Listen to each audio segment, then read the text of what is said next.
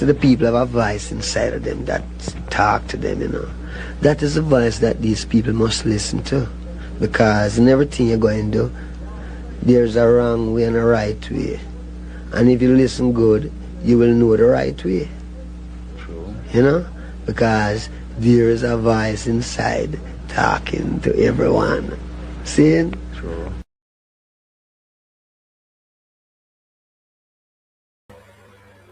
Hey people, bless up, you know.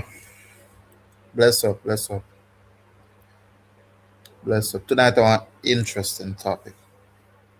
Interesting topic where I research for a while because me and one of the elder them respect highly. Forward upon this topic we discuss because basically one time we did a discuss. I think over on Michael channel we did a discuss like ways in which we can improve upon Jamaica's current situation. Like many ways. And you see throughout my research on this thing here, I find out a whole heap of things. Like some things we didn't know, but some things we never really did know. Like I'm going in depth and find out some stuff. But yo, big up people over there from Shirley out and big up you don't know Elder himself, man like Dread. Big up on Holy Dread. Golden Eye, bad charge. What really go on? Hey, hold on there. The Pascal from when if it matches something at reality. Hold on there. Oh, moving at you. Yeah, that makes sense. That makes sense. Pepper Skull, big up, you know. I don't know the thing, but. So, yeah, people, from where you will hear some whole heap of noise I make, especially in the House of Parliament, about Jamaica and them a compare Jamaica, alright. Them a make some speech about Singapore and how Singapore has transformed itself from, a poor country, dirt poor country to one of the most well-run city states in the world.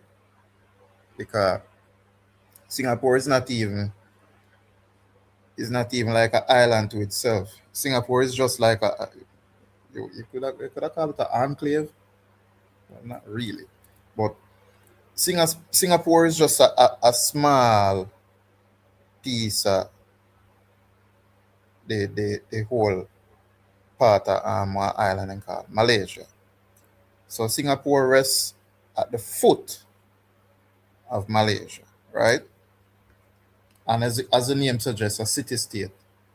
So basically, it has one city, and that city there have all of the governing and the politics and everything that transpires. So it have a city and then just have the surrounding areas, right? And believe it or not, people, Singapore is around the same size as the parish of St. James in terms of landmass. So Singapore, the country, Singapore is about the size of St. James, the parish, at a one parish. And St. James is not even the biggest parish in Jamaica.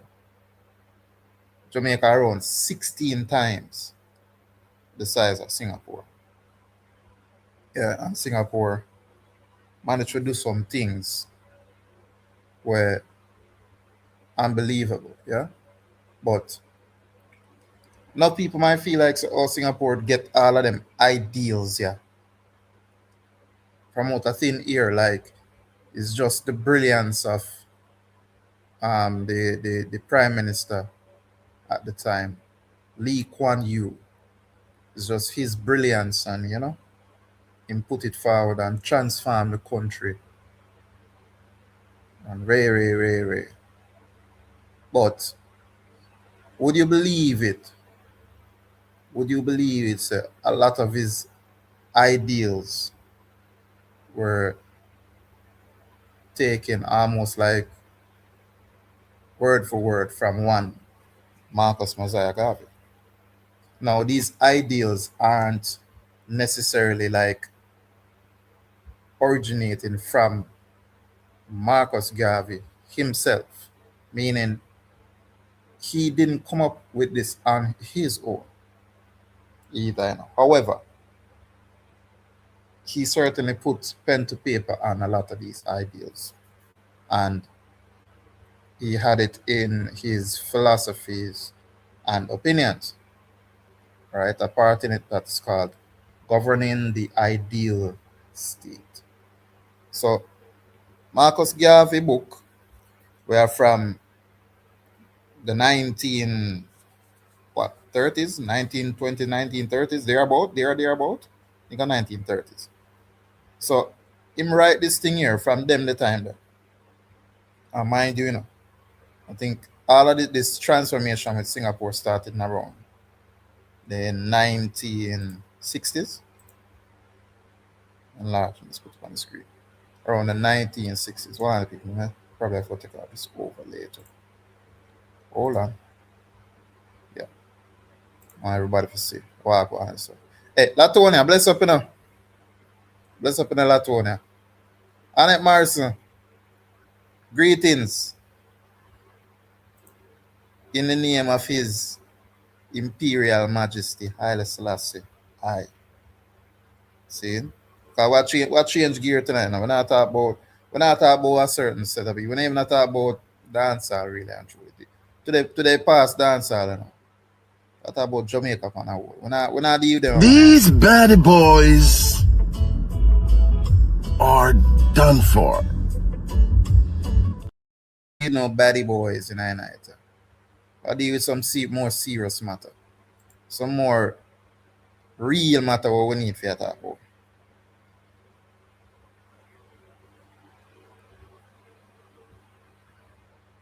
Yeah, so see there now, as a dread I feel we in. So yeah, reach US boat them the time in 1916, that even before the First World War. Right? And him have him writings them in the 30s. But like I said, by the time we explain like a whole heap of things in this thing, we have to understand why I say a lot of the reforms that Mr. Lee Kuan Yew put in place for his Singapore was really and truly should be accredited to one, even Marcus Garvey. And why our people, I'm going to say our people, mean our parliamentarians, would more likely want to say these ideas come from a Singapore, come from a Lee Kuan Yew, as opposed to a Marcus Garvey, because believe it or not, people, even though Marcus Garvey, them give Marcus Garvey the honor of national hero in this country, Marcus Garvey is not really loved or revered. He's not really.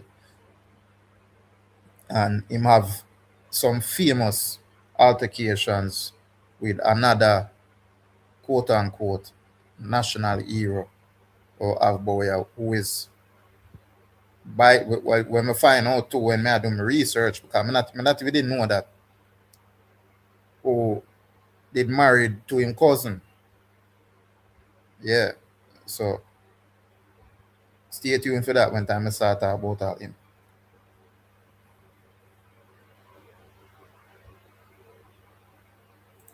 So see there again, brother, give it additional info as well. So a lot of the essay, a lot of this work that Marcus Garvey did was while he was incarcerated. He was locked up in jail in Atlanta, in the United States. Lock up, lock up in the lock him up in a fit. All manner of debauchery. Out here, Edward, bless up on him, brother. We're there in the night. I teach. We not do no beating tonight. No farmer beating tonight. We just a teach. See, so make we get into it. See? So Jamaica today is somewhat similar, yet somewhat different from a Singapore. Right? We have different issues, and we have somewhat similar issues. So when you look upon a Jamaica with all of this, so you see me up on the screen, right? And with everything what we know about Jamaica, the first question I got asked to everybody were there: is Jamaica suffering from a lack of resources or a lack of leadership and discipline? One thing, first question in the night: is Jamaica suffering from a lack of resources or a lack of leadership and discipline? That's the first question. Shower Alliance, bless up, you know. My respect, bless up. First question. You can tell me wanna answer one thing. Tell me wanna answer one thing. Can we look on all of them thing here you know? You know, there's a leadership, and it's a leadership and discipline, poor governance, basically everything that entails with leading the people, right? Because when you look at what Jamaica having right now, you know, crime, corruption, poor productivity, brain drain, political tribalism, low manufacturing output, dependence on imports.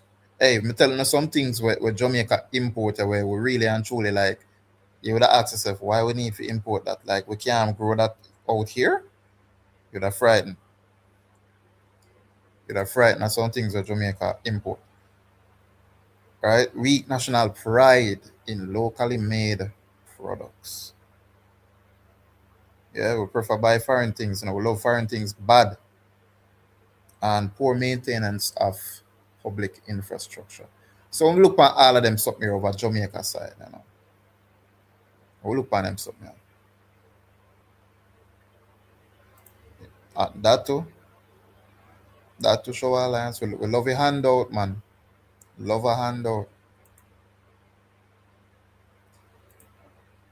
You see me dread, we have all of that, you know. We have backside. You know, say every time I see it, I'm looking at backside too. Did you know people that we basically we mine backside, right? And we have the means to change it into the material that would have forward before the actual aluminum. So we can bring it to that extent, but we don't have the capacity to transform that, or convert the bauxite to, I think, alumina it's called. We can't transform it to aluminum, which is the finished product, right? Tell them, man, no vision. Just like where Annette Morrison said, no vision. And guess what? When we send out that alumina, when we go buy back the aluminum now, it costs we an arm and a leg. But we have the raw materials, and we can convert said raw materials into the finished product. A joker smoker settings to the pan, no.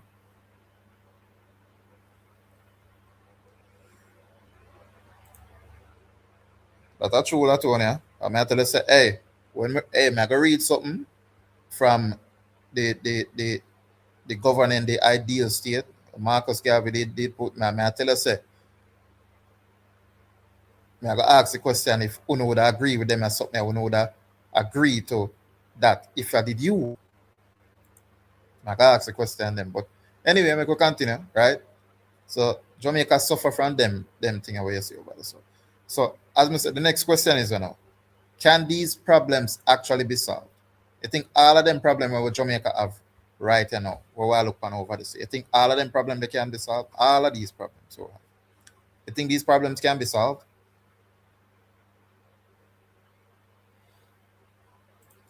I swear to you on it. Tell them, man. Some nasty work where our leaders them get up to, you know. Oh, look. Then Ted, before me even go past me fly past it to rat it. Then Ted, my respect, you know, bro. We're there and night. Hey, we see what going on with the massacre thing there, you know, but as I say, we're not talking about no dancer and night. We're talking about one serious matter. Probably night tomorrow, me telling about how I feel about the massacre. Because like when I hear thus far, but I give it look more time and I listen it some more and tell them how I feel about that massacre and squash thing. Make them know how go on. We say medicine not go nice, dread. We can be, but they say medicine not go nice. Trust me, you see, enough of them things what we say right, so it go take some draconian measures to fix them. Remember me tell you, nah go nice. Some bitter sweet things. Oh look on Singapore back in the time when Lee Kuan Yew take over, right? Because many Jamaicans don't know say Singapore was like never wealthy, you know. Like Singapore at one time, you know, like people live in a shack, you know. People live in a shack and the public bathroom are like like one pit toilet set and people have to line up to use the pit toilet and them the kind of way the back in a them time there. In a Singapore. You know. Right? Almost no natural resources. Remember what I say, you know, Singapore is a city state. Right? Remember Singapore is about the size of the parish of St. James. And St. James is not our biggest parish. Jamaica is 16 times the size of Singapore. Yeah? 16 times. I go into the actual figure. So Jamaica by landmass is about 10,991 kilometers square. Singapore is 728 kilometers square. Imagine that. Yeah? Let's say that.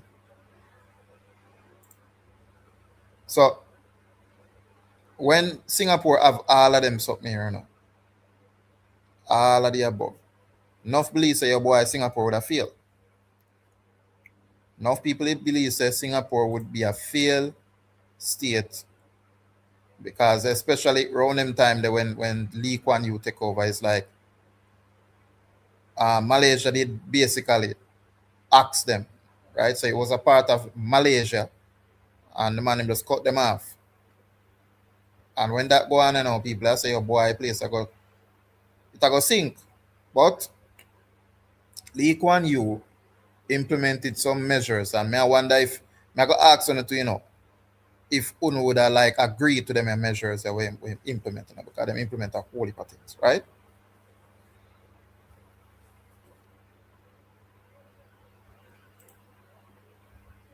Why? And it, I tell you, corruption packing up on them, man. No natural resource, right? Because it is so small and it's a city state, them not no natural resource. But I mean, them use what them have, right? Them use what them have.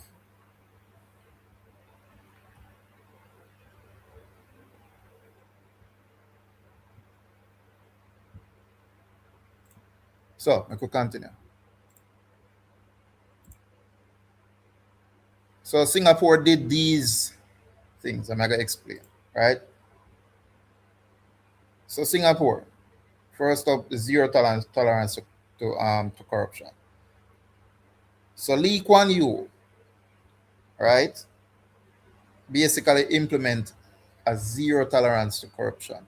No matter who you were, if you stole public money, you went to prison. And because of that, the government became trusted. Right? So this zero tolerance make people them say, oh yeah man, a serious thing on the depend, and no joke thing. Now compare that to Jamaica, to the amount of story where we hear with politicians where dip them and in a public funds and full up them pockets and make this a dealer and that the dealer and have much bank account, wink wink, and offshore this and offshore that.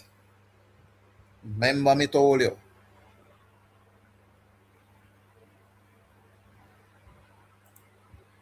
And it's by design, Annette. It's by design because guess what?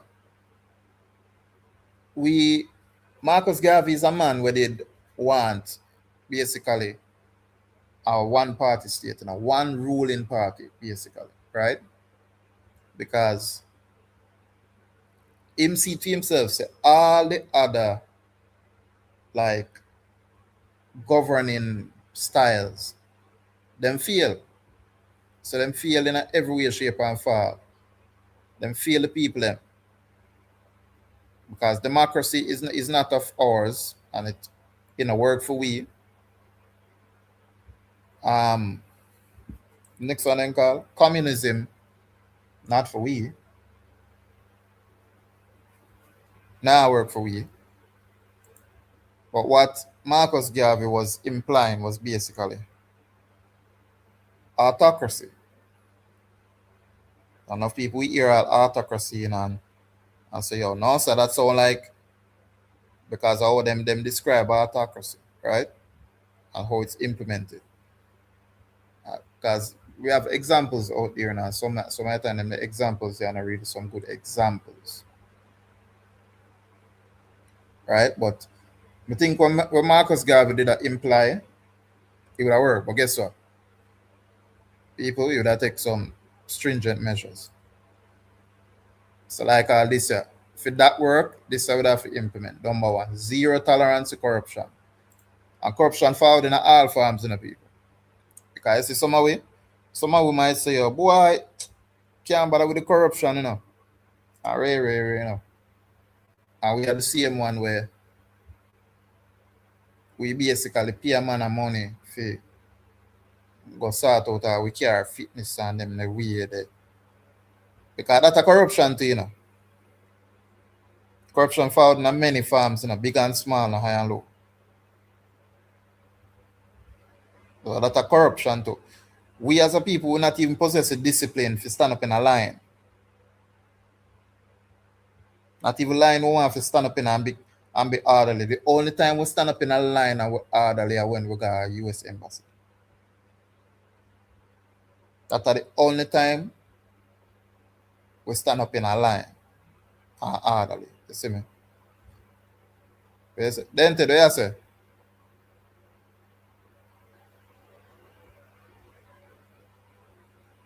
Yeah, man. Then Ted, that's what we see. Then Ted, you're there with some big people, some grown people, Not necessarily the elders, but trust me, then Ted, we don't need to know this, as a young youth, we're forward up, because guess what? When you know them a thing, when you learn them a thing, people can't put no wool over on the eyeball, You see me? Body can't trick you, You see me? But yeah, man, big people reasoning and you see, all I big people them there. Our reason.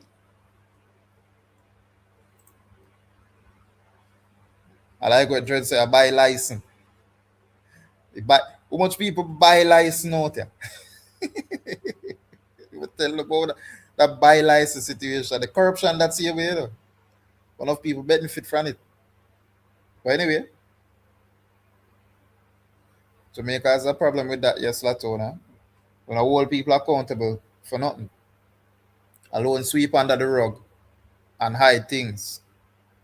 A man ride off into the sunset while fuck up public money and sink in a further debt. It's nasty work.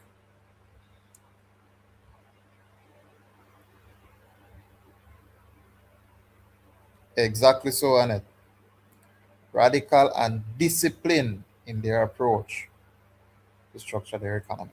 So I'll get to that, So, and them are the things that them use, right? Because when you go down to education first, because a lot of this, all of this we are here, are basically straight from the ideals of the governing the ideal state, Marcus Garvey, right? So education first. So Singapore focus pan and listen them thing with them focus pan. Mathematics, sciences, engineering, technical skills, and discipline. Right? Not everyone had to become lawyers, but they train the people to build industries. Right? So invest in people, train the people, and people have a, people learn mathematics, sciences, engineering. So you must build one very skilled workforce. Right? Enough people at Jamaica don't even have a skill. Enough people at Jamaica don't even have a skill. Not a skill them to have. But anyway, these are the questions when we see all of this. When we just about education, right? And all of them things here with Singapore focus on with them education. Are we preparing students for jobs? Or we are preparing them to pass exam in Jamaica? Are we preparing our students for jobs, or are we prepare them to pass PEP exam and CSEC?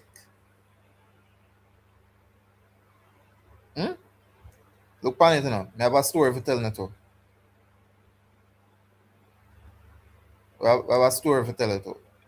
So, I have my nephew, see? And I got one of them prominent high school in Ireland, yeah.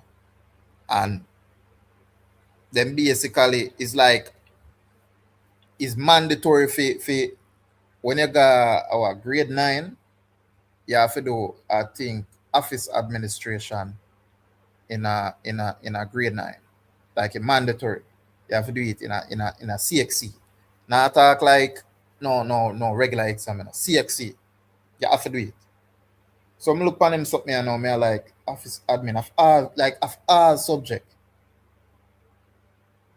What make you want the youth them for do that? Of all the subject them have to do office admin. What make you couldn't make it mandatory for them do one trade?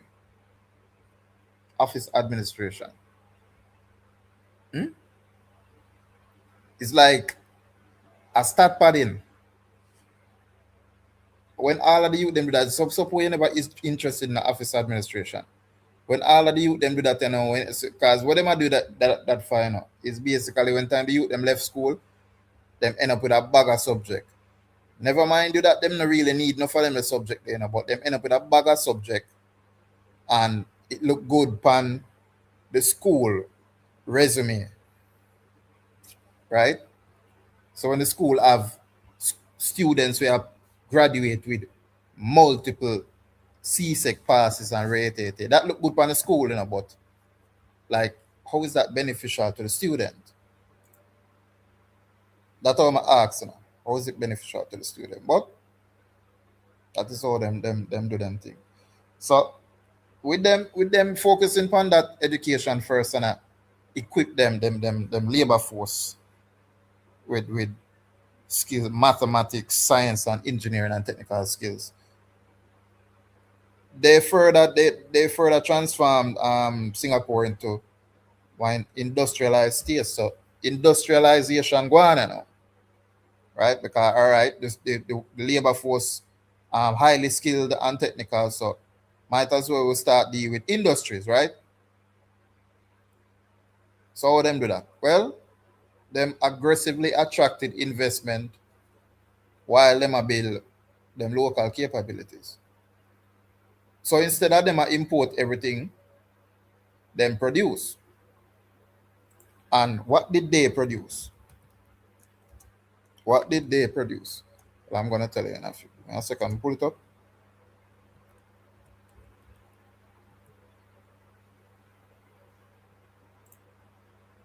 Pull it up in a few.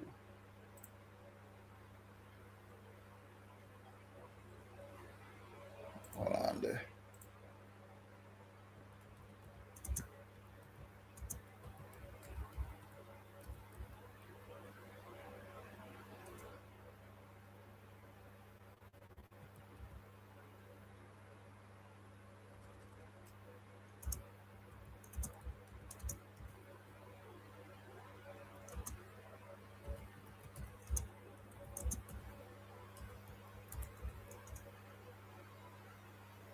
All right, so they did multiple things.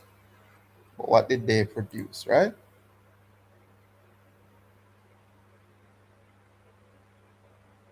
The man them start produce circuit board. I'm say produce, man. I mean like them just build it halfway, you know. Them can make the whole circuit board. And everything use circuit board nowadays, you know. Everything use circuit board nowadays. One next thing what them do is them build one oil refinery. So them build one refinery, right? And they became also to like a transshipping hub. So ship forward through the so because of them where them located to, right at the foot of Malaysia. Right? So them do that. And guess what? Too? While it them becoming this transshipping hub, they had a labor force that literally repair ships. So the man them that skill, you know. The man them can repair ships. I might as well, right? You have a big old shipping hub. Might as well they can repair the ship them too. Them not just dock for no reason. You can repair them too. Might as well, right? Might as well.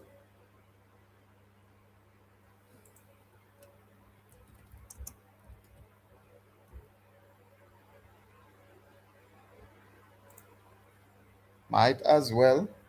Let's see if we can find the other thing too. Right? So along with the electronics, with I think they call this circuit board. They call it, I think, that's semiconductors. So labor-intensive manufacturing, electronics, semiconductors, oil refinery, ship repair and building too. I think them build it too. So them not only repair, them build ships. So imagine a little country like that, you know. Imagine St. James Parish. I do all of that. Imagine Freeport, a build ship and a repair ship. Imagine, you know. Just imagine. So not only the cruise ship that are forward a Freeport and a dock and a let off crew passengers and tourists and ray, but we can repair ship and build ship too. Imagine that happen at a Freeport. I'm telling you, Singapore about the size of St. James Parish. You know? So imagine that. Yeah? Make you wonder why Jamaica no manufacture more stuff, yeah? And then the big one, you know, after them do that. So meritocracy, what that mean? People were put in positions, promoted based off of their competency rather than connections. Much people at Jamaica get work because them know this a person and that the person. Not because them know what them a do, but them know such and such man. How much people at Jamaica get work because of that? named nepotism. All heap of people you see get big job, and them don't want A from bullfoot. But them in them big job and I collect them big pay a month time. All because them know such and such. You see me? It's crazy work. But you say you couldn't work a year golden eye.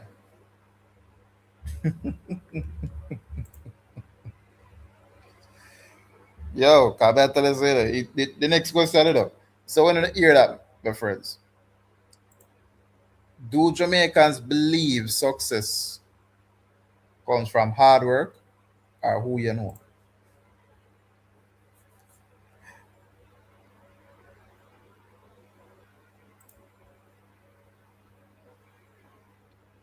Yes, Latonia. So all right, I'm not gonna tell you why that happened to.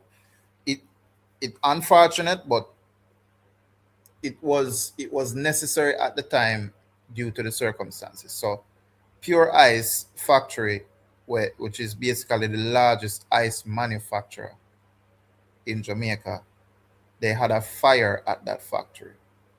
Massive, massive damage. And them couldn't produce ice. Right? What that led to is basically it left a glut in the market because you have smaller producers of ice, but them small, nobody not as big as Pure Ice. You understand? I want to look on that, me really all I wanted to you only have one major ice producer in Jamaica. You better believe it. One Pure Ice. Just one. Them are the biggest. They're not in the competition. Like JPS. So when the hotel them and them the way there one ice. Can't get ice. Them have to import the ice. Them have to import the ice until them fix them issues at them factory. So when I wear people, but it is what it is, When you prepare, you prepare for fail. So that they go on Latonia make them have to import ice. And nasty work still, but that they go on.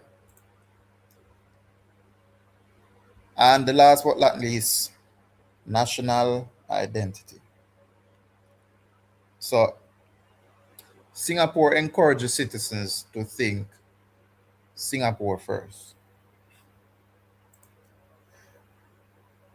Next question, Next question. Do Jamaicans truly put Jamaica first? Or PNP and JLP first?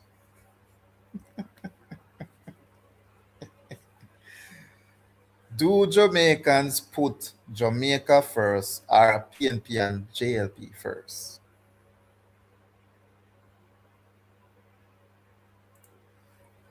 Yeah, man. Latonia, the article it not because you see, and you know why too? Irresponsible journalism, because them supposed to explain why, but guess what? They're more interested in sensationalizing a news for sell them paper and create a hysteria amongst the people them than for just present accurate information. Because you read the article there, and I imagine you across the water and you read the article there, right? And the article not tell you none of what me just tell you.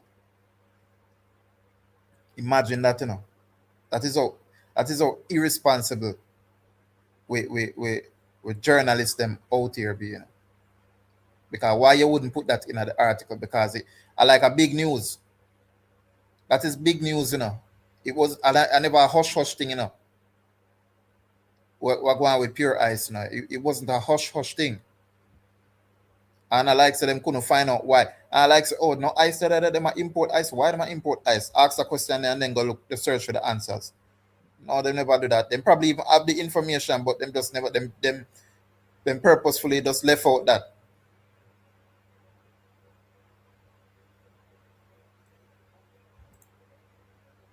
But you say, and it's politics first. I tell you.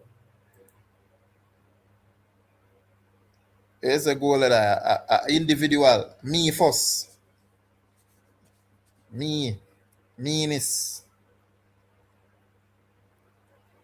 Why? I tell you.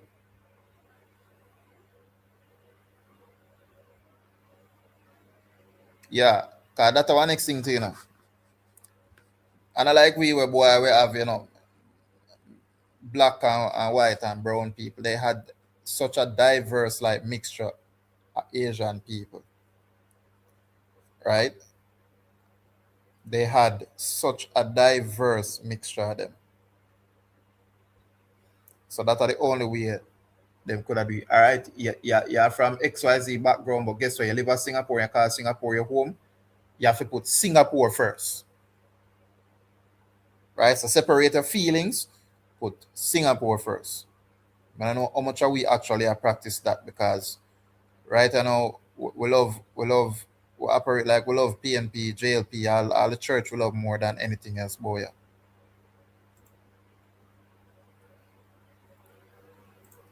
We love PNP, JLP. Some former prime minister were dead long time because them they give my granny one 30 fowl and rate or one goat or one cow or one bag of rice and a bag of flour. Crazy out here, people.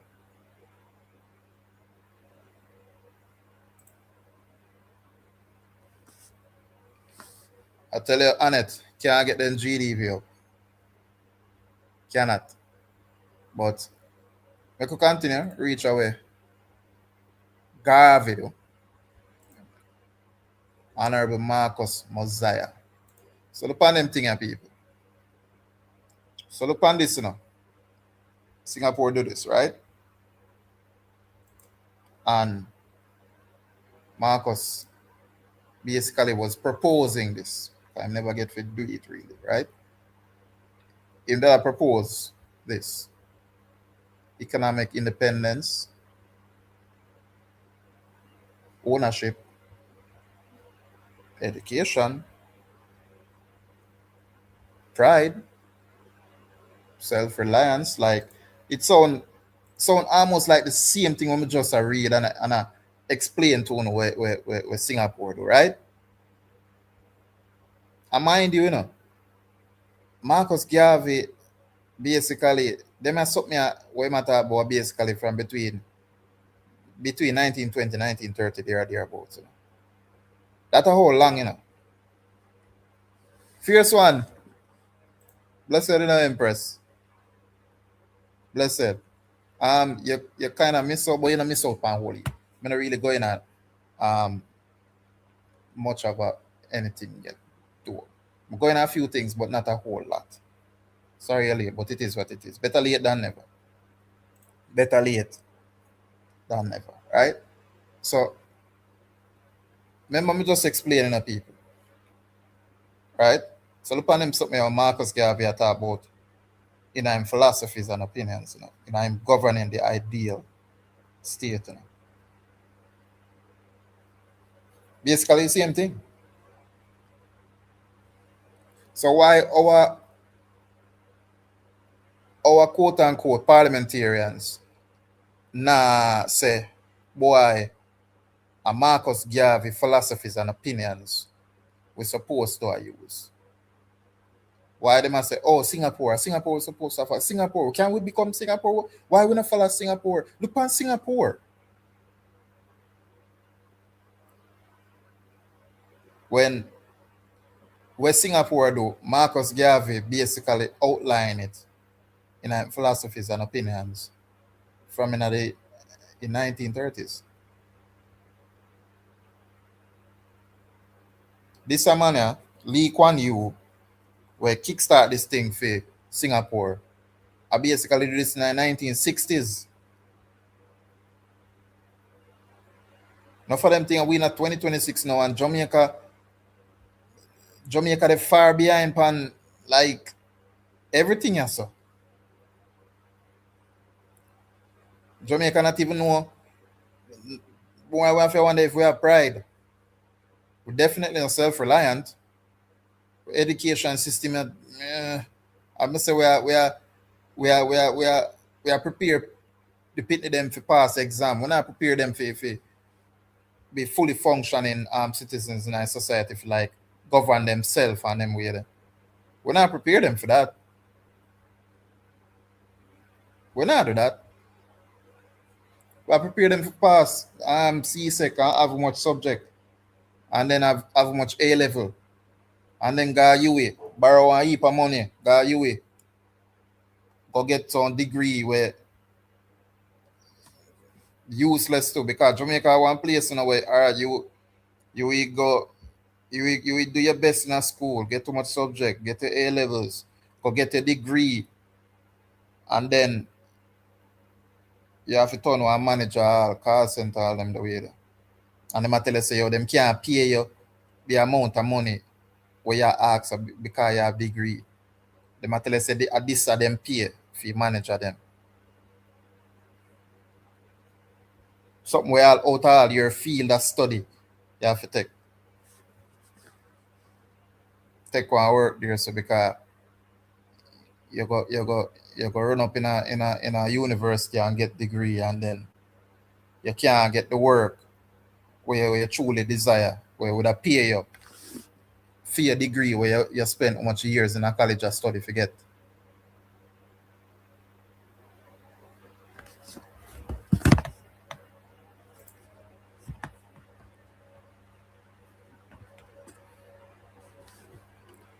Swear on it.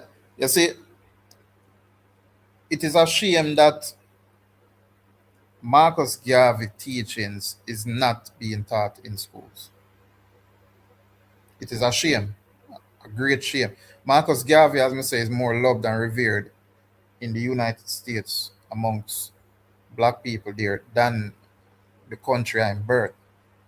I'm going to explain to you why that. I'm going to explain.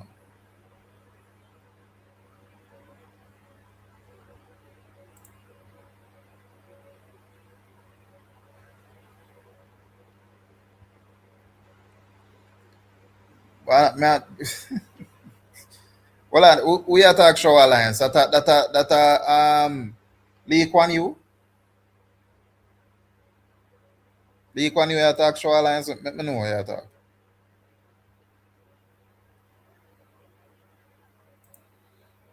Can I tell you, Latonia?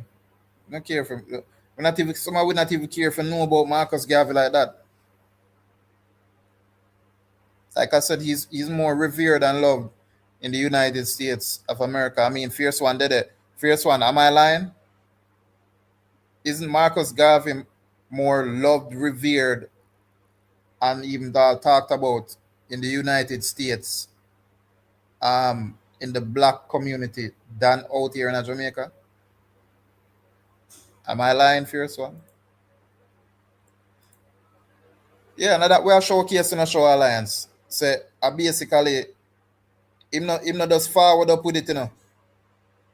Him not just go in bed and dream, say, he might do all of this, and then start put pen to paper and start deal with legislation and put in this and put in that. You know.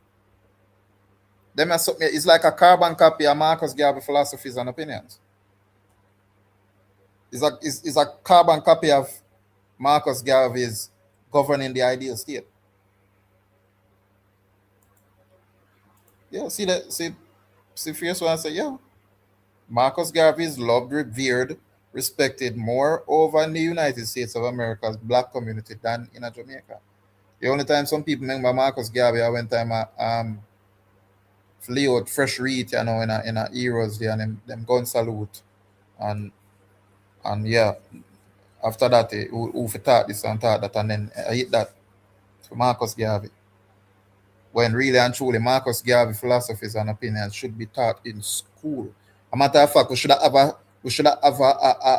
a subject in a school named Garveyism that we should have, because we have history in a school, and the history we them teach we have absolute fuckery. May I put it politely? Absolute fuckery. So might as well them replace the history with them a teach you with Garveyism. Might as well.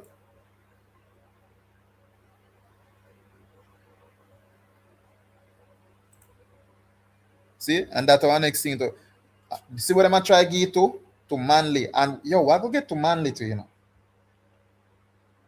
Why go get to manly, you know? Because see what them want to take away Marcus Garvey philosophies and opinions and get to and get to blow manly, you know. Manly they want to get to, you know. Nasty work, you know. Cause manly they, you know, a hell of a people to, you know. Them cousin there where a boy like the devil soup, you know.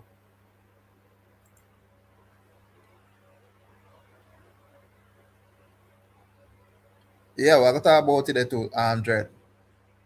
We're gonna talk about it. His proposal. We're gonna talk about a bit. Cause me not go can cover the whole of that, people. Trust me, because a whole heap of things. Me not go can cover the whole of that with regards to Marcus Garvey. Matter of fact, me I go line up on different thing what me I go talk about with Marcus Garvey around independence time. Cause them time a holiday, I not go work, so I go do it in a day. So we're gonna talk about what has Jamaica achieved since basically almost 100 years since Marcus Garvey laid out his philosophies and opinions. What has Jamaica achieved? Because some things when did outline in our philosophies and opinions, you know, people. If Jamaica did even start half of that and achieve half of what I'm saying in philosophies and opinions, you know, would that be much better off, you know, people? See? Where you say Motty Perkins start about him, Motty one legend to you know, man. Motty about you know. Motty Perkins, man. And see, that's one thing to you know, dread to you know, man. NHD they with them praise Michael Manley Finer, NHT and Jamal, you know. Them just up there Garvey ideas.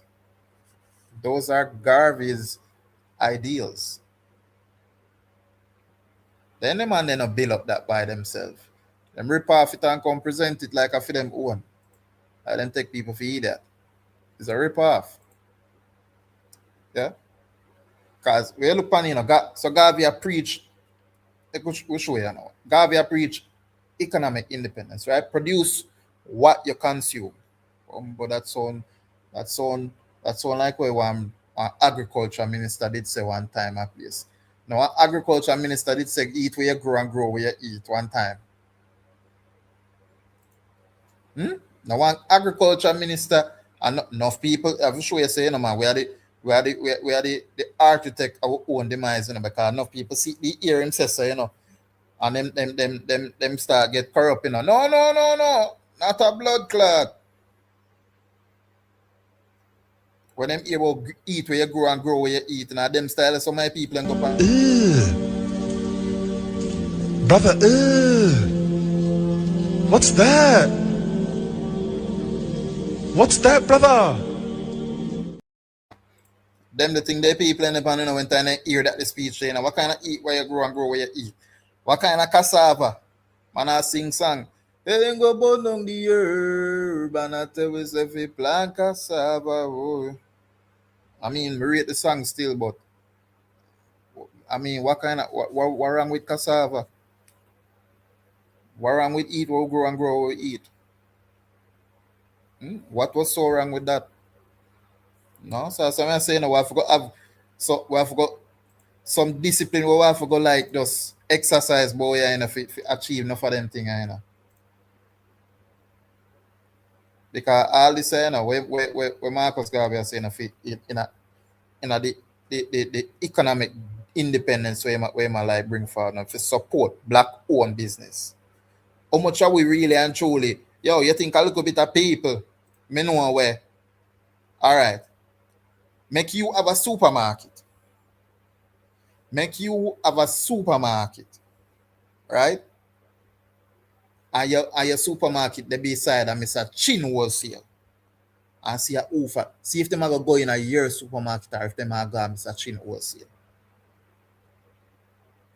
Make you sell something, right? Let's say for instance, you sell fried chicken and Mr. Chin sell fried chicken. I hear fried chicken I say $1 dearer than Mr. Chin fried chicken. You want people out there and call ask how much feet? And you tell them, I will make it so dear. Oh, Boras, they ask you how much feet? You will tell them $1. I will make it so dear. Bumbo rascal. Jamaica, stop! Jamaica, stop!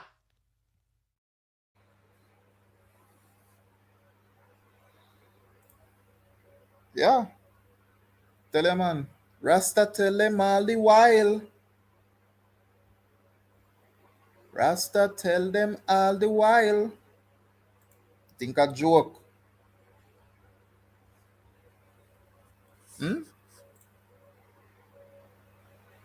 Manchester is a parish where grew a whole heap of Irish potato. But for some reason we still have to import Irish potato. We still have to import Irish potato, but Manchester is a parish where grow a whole heap of Irish potato. But we still have to import. Why? Because we're not investing enough in our agriculture to produce a whole heap of Irish potato. That are simple metrics. When you look on all right, so for instance, you have a state in America called Idaho. Idaho produce Irish potato on such a scale. Them have blouse and skirt. Them have acreage Irish potato grow about the size of Jamaica. Idaho have acreage Irish potato grow and produce about the size of Jamaica.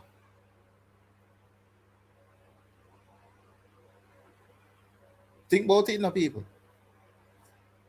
To the amount of Irish potato we import from Idaho. Remember, me tell you people, it's nasty work. Yeah, but we wouldn't support one another. Because see, if we did do that now, importation would have decrease, But guess what? No one have no cassava, my God. No one have no cassava. They don't know about that. Them a chacha boy and girl want clean every day, on it. Them a chacha boy and girl say you are clean every day. What kind of dirt? Ain't ready. Yesterday used to grow rice in Westmoreland. Westmoreland one kind of parish too, It's a lot one. Agriculture I used to do in school. But me used to do it, but me did do it like after a while. But me do it enough and then me put it in a practice too. So I think enough things we know and put in a practice with agriculture, of course. What heap of things? Crop growing, animal farming. Remember me tell you. But yeah, but ownership, right? God, we believe we for own we bank, factories, shipping, businesses. And Mr. Marcus Garvey did own in Black Star Line, right? Until them sabotage him to with that. Hey, man, I tell you, man. Marcus Garvey get a raw deal, boy,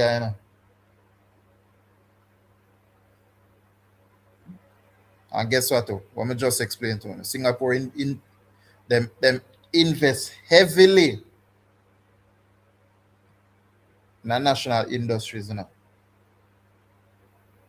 Them invest heavily in them national industries. And at the same time, I encourage enterprise, you know. That's what Singapore doing. You know. And so Marcus Garvey, I tell you, say, what? For own bank, factory, shipping, and all of them something. Same thing with Singapore, I say, right? So that's a two thing, you know. Almost verbatim in a word for word, you know. You probably change some things here and there, you know, but that's basically the same thing. And it's food and nutrition. I mean, foods too. Oh, wait. I never mind major still, but me did dabble in a whole heap of things when I in high school. Clothing and textile too, me did do. Whole heap of things we did do high school. Me did fascinated by a whole heap of things. And let's try to do a whole heap of things in high school.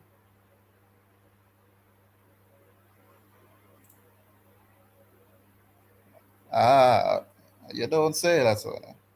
That means you got a proper high school then, man. That's one.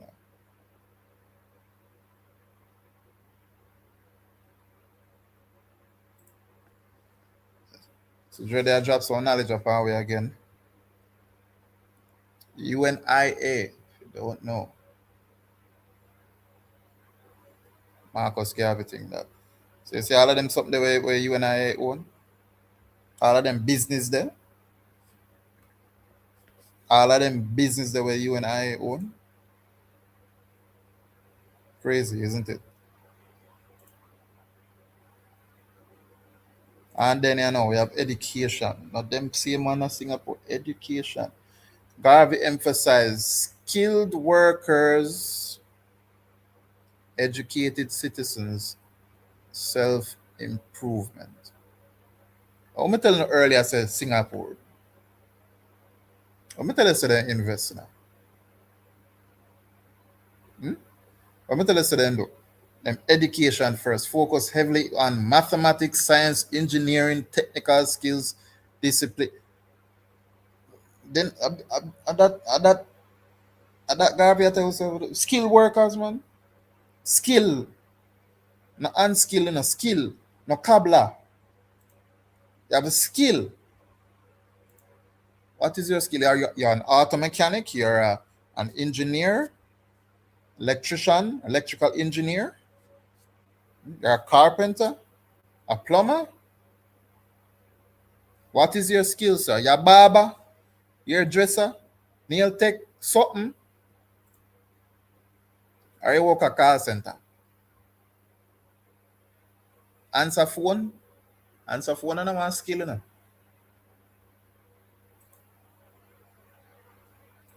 That me see on it. That me see one. That me see. You gotta love it. You gotta respect it. And next on the list, pride. Pride, you know. Remember, so we tell us, you know, Singapore, what them do, right? National identity. The Singaporeans must think Singapore first. Pride, man. National pride. Dignity. Discipline. Self-confidence.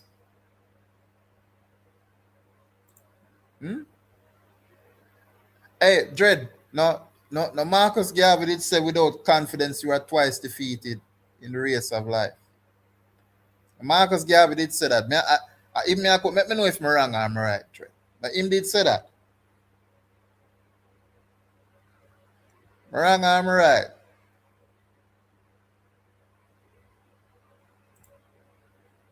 Yeah, all of that. See that the one next thing they want on social media influencer because then see what's your name, man? What's your name, man?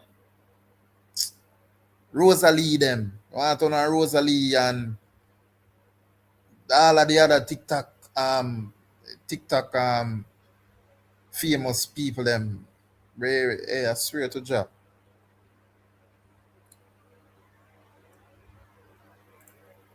But you see, that a matter, that one, I tell you, man. Without confidence, hey, from primary school, doesn't matter to say, I mean, I think all of my youth are get no good growings or no good teachings, boy. And from primary school, me get that the matter there and that the matter they sinking in my brain, you know. From primary school, you know.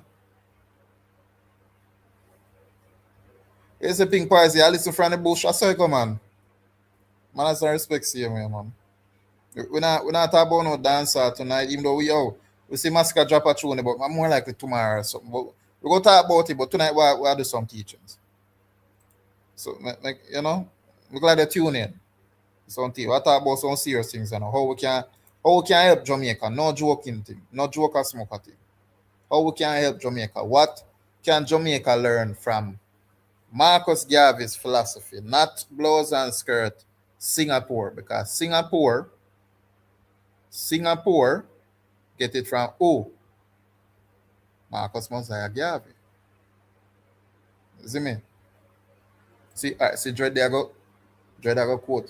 If you do not have self-confidence in self, you are twice defeated in the race of life. With confidence, you have won the race before you have started. End quote. Marcus Garvey. Them think the Marcus Garvey teach people in a manner come to. That's why I'm telling them, go do that. Go do that live there, you know. Look my live to you know what me I go do to you know people. I do it on National Heroes Day, because I must stay on my yard. We go really look on some of them hero yeah, we have boy yeah, we call hero. See if them are actual hero boy yeah. I go do some debunking or some things, you know. Cause some of them man will have a hero boy yeah, you know. Yeah, man, no hero, man, a devil, you know. Man, a devil. I will style them as hero, you know. And big them up a year time. Man, I don't forget no big up. It's a pink pies. You've been a listen. I don't know anything, go. Man, has a respect to you, man.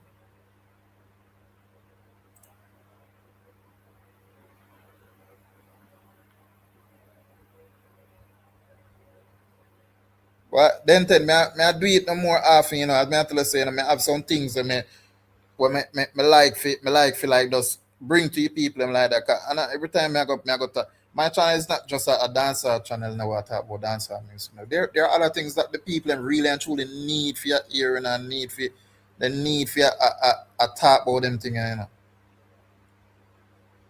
Because trust me, you know, we are in a. You say if we not start put in some of them something where Marcus Garvey I tell about in a practice like right now in a 2026, hey, we doomed, you know, man. Doomed. I tell you, you know.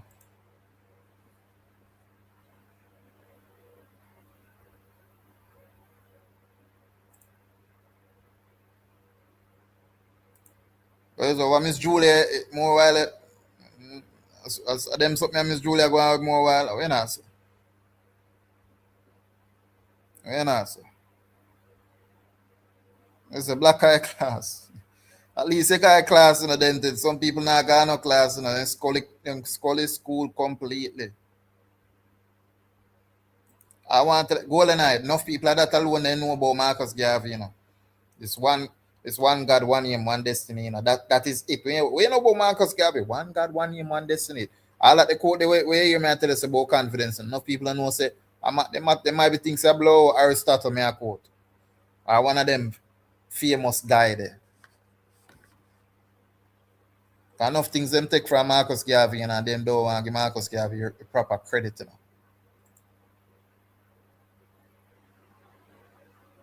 See what next thing where Marcus Garvey I tell we to and we are the same the people, you know, we don't know with history, you know, because I guess so. People if you don't really think you have to write it last name, you know, they make a sad mistake, you know. Because you know for we have some last name, man, you know, where you know nothing to do with we, you know. It never that's one of the things them where them they take from we, you know, we learn off for the ship, you know. We trading with name for slave master them name. Man thing. Trading with name, you know. We used to name you know, Shaka Zulu and them there, you know. Kunta Kente and them the way them change we name to Toby. Nasty work, man.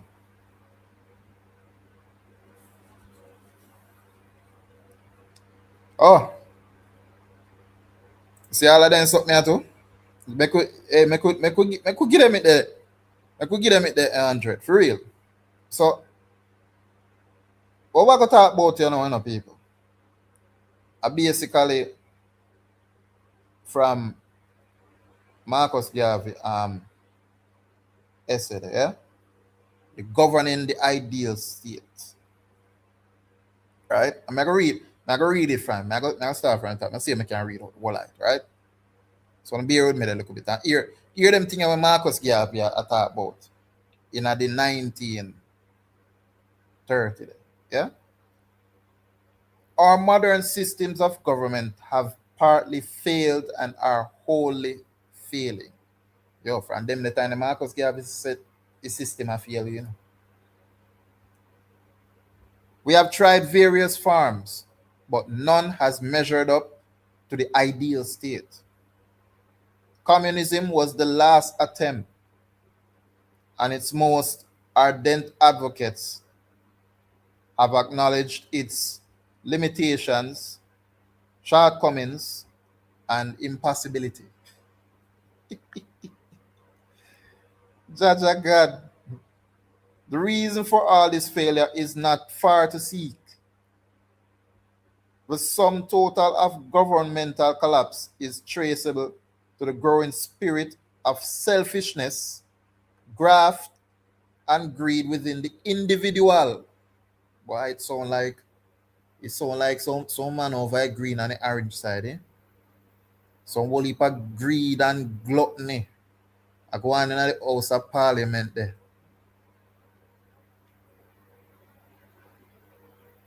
Anyway, I could continue.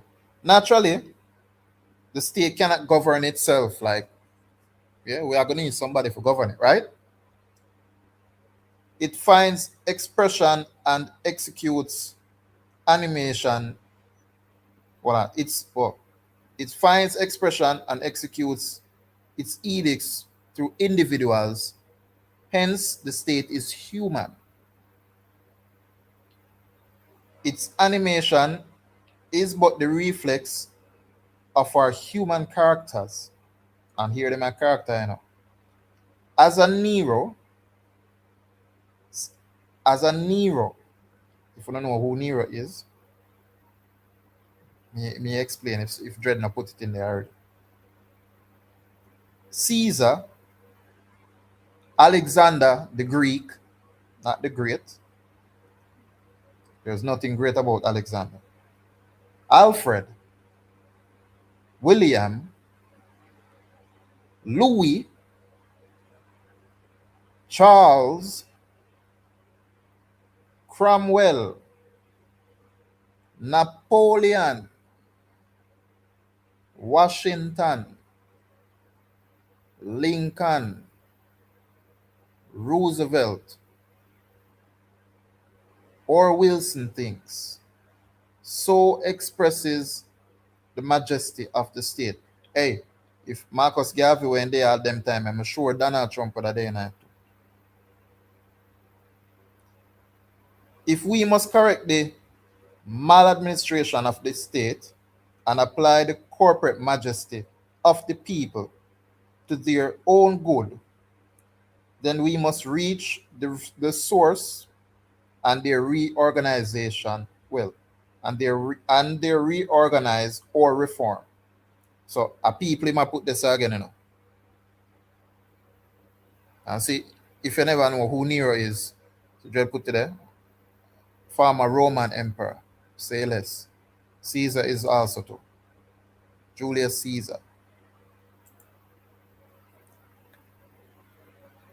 So, under the pressure of our civilization, with its manifold demands, the individual is tempted beyond measure to do evil or harm to others. and, if responsible, to the entire state and people, and if by thus acting he himself profits and those around him, there arise corruption in government as well as in other branches of the secular and civil life. Hmm? All the other methods of government having been tried and failed, I suggest a reformation that would place a greater responsibility upon the shoulders of the elect and force them either to be the criminals that some of us believe they are, or the good and true representatives we desire them to be.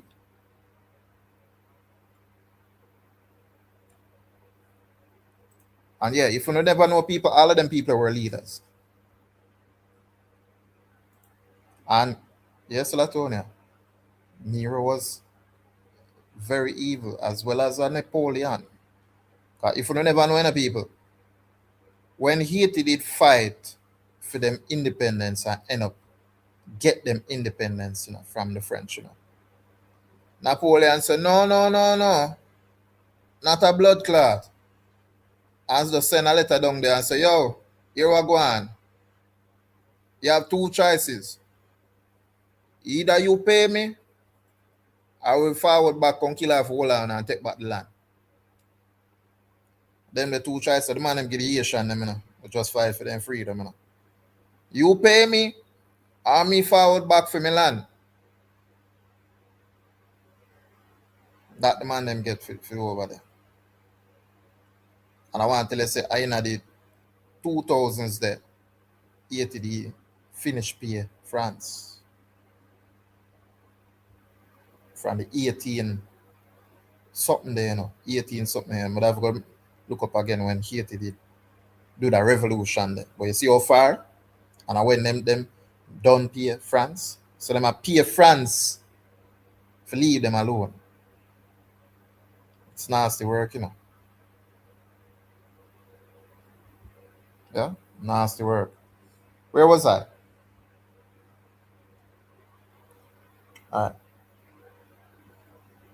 Government should be absolute, and the head should be thoroughly responsible for himself and the acts of his subordinates. People, get drastic, Bear with me, get drastic.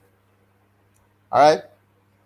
When we elect a president of a nation, he should be endowed with absolute authority. The only person who has absolute authority as a head of a nation is an autocratic state leader. Right? So as a matter of way, Marcus Garvey did that. Encourage with if go into is an autocracy. Right? Where was that? Let me follow it again. When we elect a president of a nation, he should be endowed with absolute authority to appoint all his lieutenants, from cabinet ministers, governors of states and territories, administrators, and judges to minor officers. He should swear his life as a guarantee to the state and people, and he should be made to pay the price of such a life if he deceives, grafts, bows to special privileges or interests, or in any way undermines the sacred honor and trust imposed upon him by acts of favoritism, injustice, or friendly or self-interest. He should be the soul of honor, and when he is legally or properly found to the contrary, he should be publicly disgraced and put to death as an outcast and an unworthy representative of the righteous will of the people. What do you think about that, people? I'm going to go over it again. He should be the soul of honor, and when he is legally or properly found to the contrary, he should be publicly disgraced and put to death as an outcast and an unworthy representative of the righteous will of the people. And that's all for them, people. When them man feel we in the House of Parliament, them man are supposed to hang by their seat bag, But guess what? When them man feel we, they smile with we and go promise with things again in an election. And somehow we believe them or run go vote. And who shake bell and put up two fingers, and who put up fist in a ear, put up fist in a ear, and all kind of fuckery. Then they sit there we do as a people and over and over again. Over and over again we do. A president should, by proper provisions made by the state, so here they say no, be removed from all pecuniary obligations and desires of a material nature. He should be voted a salary and other accommodation so large and sufficient as to make it reasonably impossible for him or those dependent upon him to desire more during his administration. So what that means to people, they're supposed to be paid so good that it should deter them from filling their pockets with public funds. So for Peter, so some say like me not no problem with that, if it lead to no form of corruption. Would you? May I ask Paul, you tell me if we supposed to pay them money, because I go further and I go further, right? We're supposed to pay them money. If it equals to zero corruption, would you pay these parliamentarians handsomely? Question to the audience. Now make me know. All right, so let me continue. He and his family should be permanently and substantially provided for after the close of his administration, and all this, possibly more, should be done for the purpose of removing him from the slightest possible material temptations or want.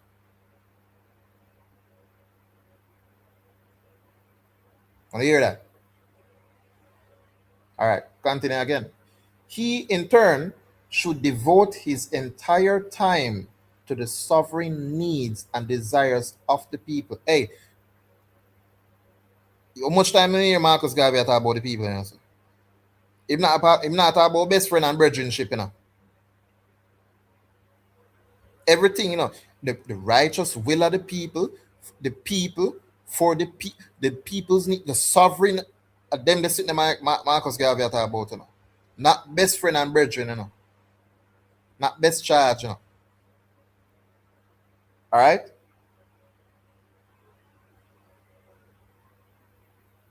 Where am I? I'll find it back. He should, for all the period of his administration, remove himself from the obligatory, direct, and fraternal contact with any and all special friends. His only friends outside of his immediate family should be the state. So no best friend and brethren. Your best friend is the state. Popcorn saying best friend are weed still, but your best friend should be the state. The state are your best charge, your best friend. So outside of your family, the state are your best friend. He should exact by law from all his responsible and administrative appointees a similar obligation, and he should enforce the law by penalty of death. So, in other words, is either you go do it or you go dead. It's either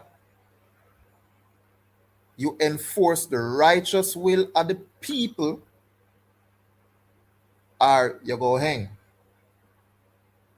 His administrators and judges should be held to strict accountability and on the committing of any act of injustice, unfairness, favoritism, or malfeasance should be taken before the public, disgraced, and then stoned to death.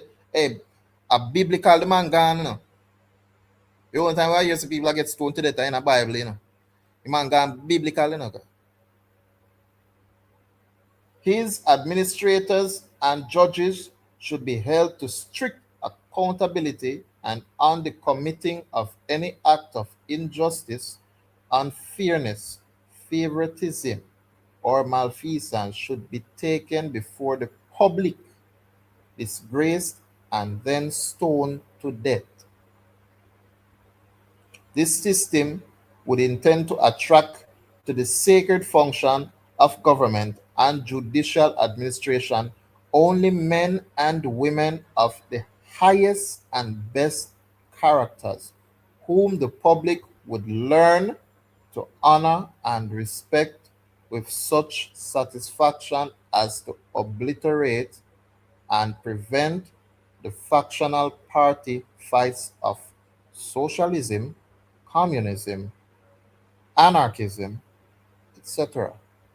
For the control of government, because of the belief that government is controlled by the interests of classes and not for the good of all the people. It would also discourage the self-seekers, grafters, demagogues, and charlatans. Hey, Marcus Garvey, easy, you know, from seeking public offices, as the penalty of discovery of crime would be public disgrace and death for them and their families. So none of them alone, you know, people. And them and them family, you know, man say now.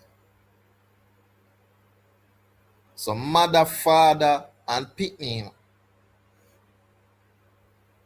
Best believe now. Them the thing the Marcus Garvey depend on. Them the thing the Marcus depend. And I'm governing of the ideal state of the people. So trust me, you know. When I say Marcus Garvey has step on crime in them time there. So my question to Uno is this. What say Uno? Uno would agree to that? Uno would agree to that? If Uno did go take up office here now, would Uno agree to that? Just ask, would Uno agree to that? Uno would agree to them there's something there? Say if Uno touch a red cent out of public funds to enrich yourself, if Uno cause no form of injustice against the righteous will of the people, you'll be publicly disgraced. Yeah, man, Golden Eye, would you agree to that? If you are going to take a public office, you know, would you agree to something like that? So if you commit any act of injustice, etc., against the righteous will of the people, you stay there. You stay there. You stay there, don't go lie. You stay. When Marcus Garvey tired of step on crime, you know. Stay there.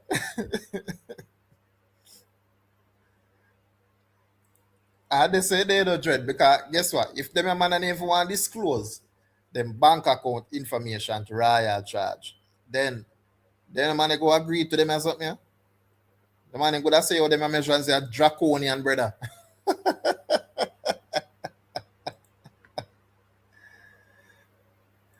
Where you say where you say stone too old school for them. A firing squad. Death by a firing squad. Why? Remember me tell you. And that was the purpose of it in a show alliance. To discourage the fuckeries what we see are going in our garden house and them there over there. Them there's something there, man. I thought boy now.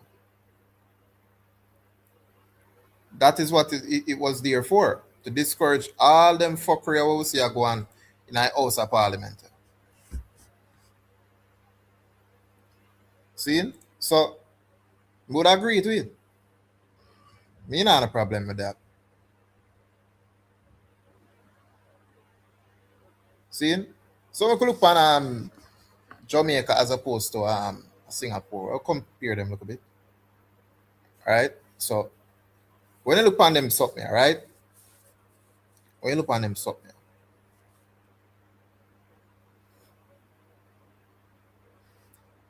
So when you look on them thing, the only question me I ask you now is can Jamaica become Singapore? Or I mean Marcus Garvey's ideal state. Can Jamaica become Marcus Garvey's ideal state? With all of this considered, what we all look on the screen, right? Can Jamaica become Marcus Garvey's vision of an ideal state?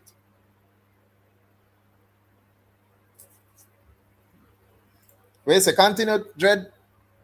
Jaja. Yo, it get drastic for real, little people. And I just that it and him just stop right there saying and just say that, you know. It get drastic, you know. It get well drastic. All right. So watch you know, people. Watch all them something, you know, people. Watch all them stating. Watch all them things, you know. The state should hold the wife of a president and the wives of all administrative officials solely responsible for their domestic households, and they should be required by law to keep a strict and accurate public account of all receipts and disbursements of their husbands during their administrative terms. And in any revenue, if any revenue comes into the household other than provided by law, should be promptly reported to the responsible officer of the state for immediate action. In other words, the wife supposed to inform on her husband. The wife supposed to inform on her husband. And you say if she not inform, should be promptly reported to the responsible officer of law of the state of the state for immediate action, and should the wife conceal or refuse to make such a disclosure, and that it be discovered afterwards, and it was an act of crime against the dignity and high over another page and high office of the incumbent, she and her husband should be publicly disgraced and put to death. But any child or member of the family who, before discovery, reports the act should be spared the disgrace and publicly honored by the populace for performing a duty to the state. So you see that? So in other words, if our husband bring in funds in the household and it's from illicit means, and from our PF, and from the PF from the state where the PM for do. If that's where the money come from, and she know, and she no report it, and the what them name you know, the administrator general go find out. Guess what? Guess what? Stone to death, right? All right. Watch all them party now. The state should require that the husband and his consort, under the severest penalty for non-performance, report the full amount of his entire wealth to the state before taking office, and that all incomes and salaries be legally authorized. Be legally author. And salaries legally authorized be reported promptly to the wife to enable her to keep a proper public account. So everything where you own, you're supposed to declare, You're supposed to declare that before you take up office. So declare where you have. House, everything, bank account, car, where you all of them, declare where you have. Yeah? Oh, how much bank account then say Honorable Bro God have? How much bank account again?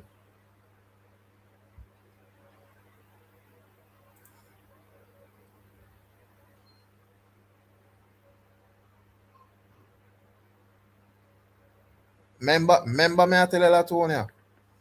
And move gone to one next country, gone retire, Road off in the sunset. After I sell we out and go retire. Nastiest of works, man. It's at 28 them say. Imagine a man have 28 bank accounts, Blood clean. 28 bank accounts. Bumbo rascal. Jamaica, stop! Jamaica, stop! Man is a bro got have 28 bank account. Me mama.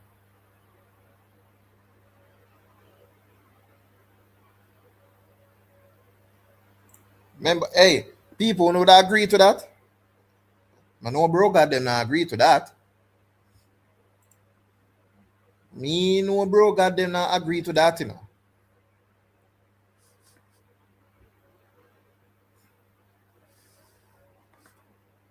So with all of this, people.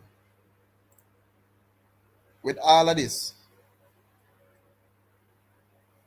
what do you think of Jamaica's biggest problem? The government or the culture? What is Jamaica's biggest problem?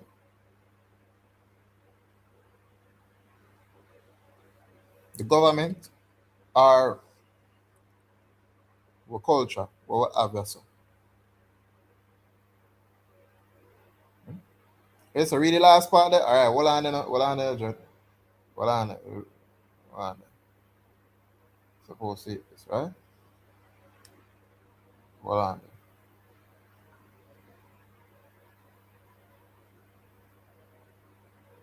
Hold on there. The last part on the page I talk about, Dread.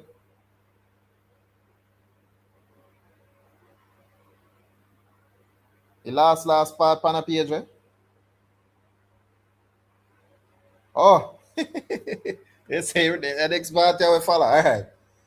So people, watch a part here now, people. Watch a part here now. Whenever a president or high official during his term has performed solemnly and truly all his duties to the people and state, and he is about to retire, he should be publicly proclaimed and honored by the populace. And all during his life, he and his family should occupy a special place of honor and respect among the people. They should be respected by all with whom they come in contact, and at death they should be granted public funerals and their names added to the niche in the Hall of Fame of the nation. Their names should be placed on the honor roll of the nation, and their deeds of righteousness should be handed down to the succeeding generations of the race, and their memories sung by the poets of the nation. Hmm? For those who have abused their trusts, images of them should be made and placed in a national hall of criminology. Yo! And ill fame, and their crimes should be recited, and a curse pronounced upon them and their generations. Yo, not just them, you know. So not just them, you know, not just the perpetrator, but the generation. We're good and even born yet. Yo, I know say bro God not agree to none of this one. Okay? Bro God none of them not agree to none of this one. None of this them not agree to.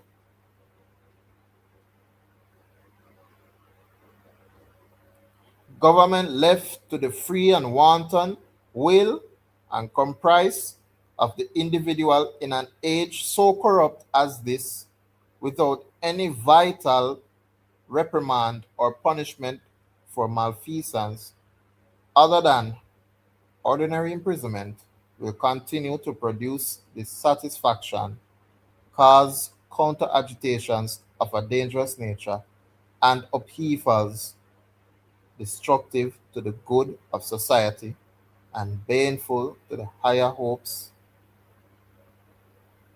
and desires of the human race.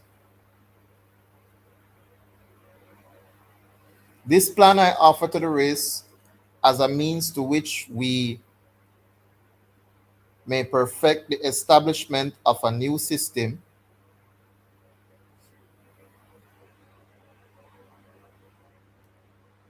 hold on.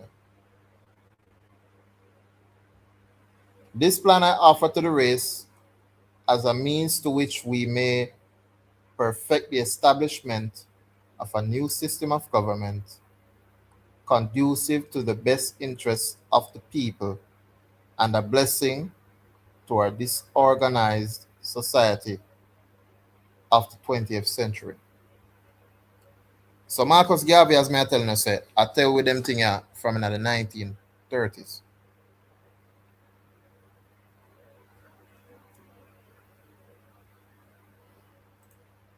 There's a goal and I can replace every representative. I won't change a thing. That's why I'm asking because you see all of them something. If them implement them thing here you know, then there will be reasonable change you know. But trust me, them a man here not agree to none of this what go on. So we can't tell you that right you know. Them not agree to that.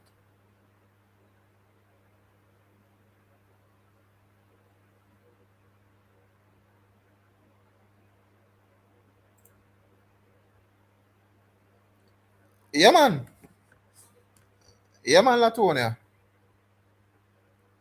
Yeah man. The people look hey Latonia there are many and many revolutions where the people rise up against the monarchy and overthrow them, and the whole generation, the father, the mother, the all of the people them, young and old.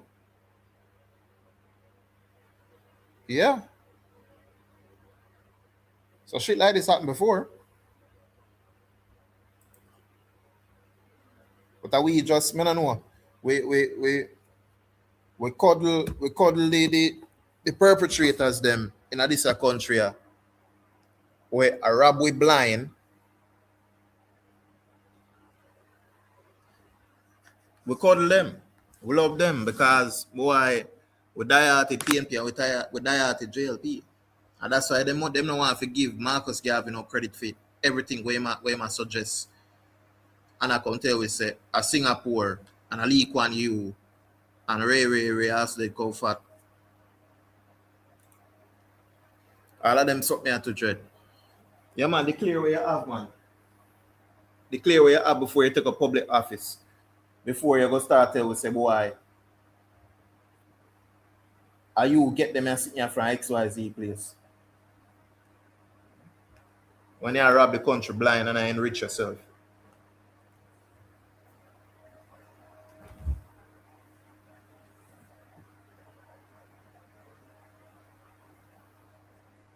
Big man thing, people. Politicians them out there rob the country blind and enrich themselves, and some of we complicit tonight. Some of we want to sweep under the bush too. But sweep under the rug, not about bush. We want to sweep under the rug because boy, our favorite party. And we die-hearted PNP and we die-hearted JLP. But yeah, people are them, there's something that are going on. And guess what? Them never like Marcus Garvey because Marcus Garvey did represent poorer class. And that's why it's enough of the things where them take from Marcus Garvey, them try to give a next certain national hero, boy, by the name of Norman Manley. Because them have Norman Manley as this golden child, you know. You understand? Them have Marcus Garvey as this golden child because Marcus Garvey wasn't the ideal representative what them want, you know. And Mr. What name, Mr. Norman Manley was that. You see me? I'm going to show you why, right? So, I go read some things as it relates to both persons. Right? One Marcus Garvey and one Norman Manley. So, Marcus Garvey, you know, born in August 1887 in St. Ann, Jamaica. By the age of 14, his formal education ended. And he became a printer's apprentice. So, formal education done for Marcus Garvey by 14 years old. Right? By 14 years old, formal education finished for Marcus Garvey. Yeah? And in the next following years, he became involved in union organizing. A few years after that, Garvey traveled through Central America and made trips to Europe. During his travels, he started to ask himself, where is the black man's government? And that's why him end up start write the ideal, governing the ideal state. Because when I see all of them something, where is the black man's government? Where is his king and his kingdom? Where is his president, his ambassador, his country, his men of big affairs? When him go there, when him go all of them places, him not see no black man represent in a them places. No black man not there. And went further on to state, I could not find them, and then I declared, I will help to make them. So him couldn't find no black government, no black king or kingdom, no president, no ambassador. Couldn't find none of that. So him say, yo, him I go make them.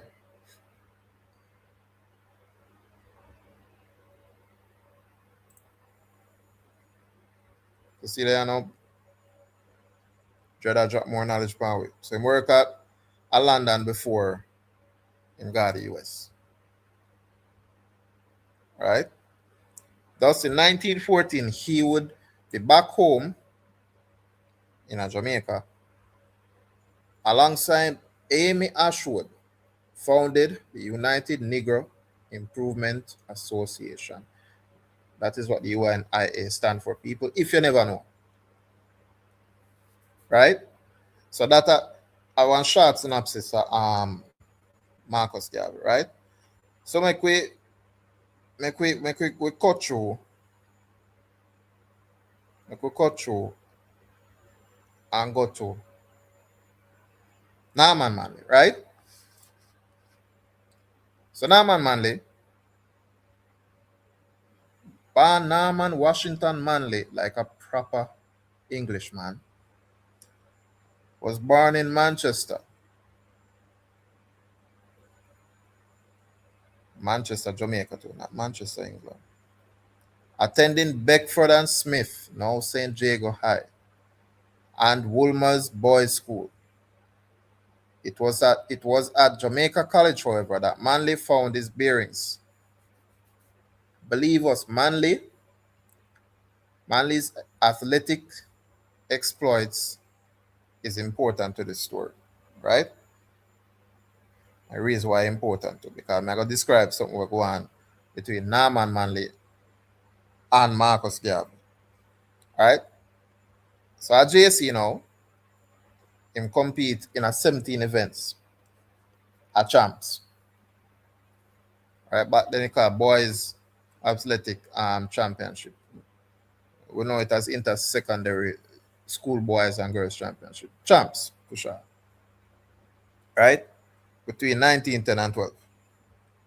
He took part in the championships where he also played football, cricket, and also boxed. So yeah, him do boxing, right?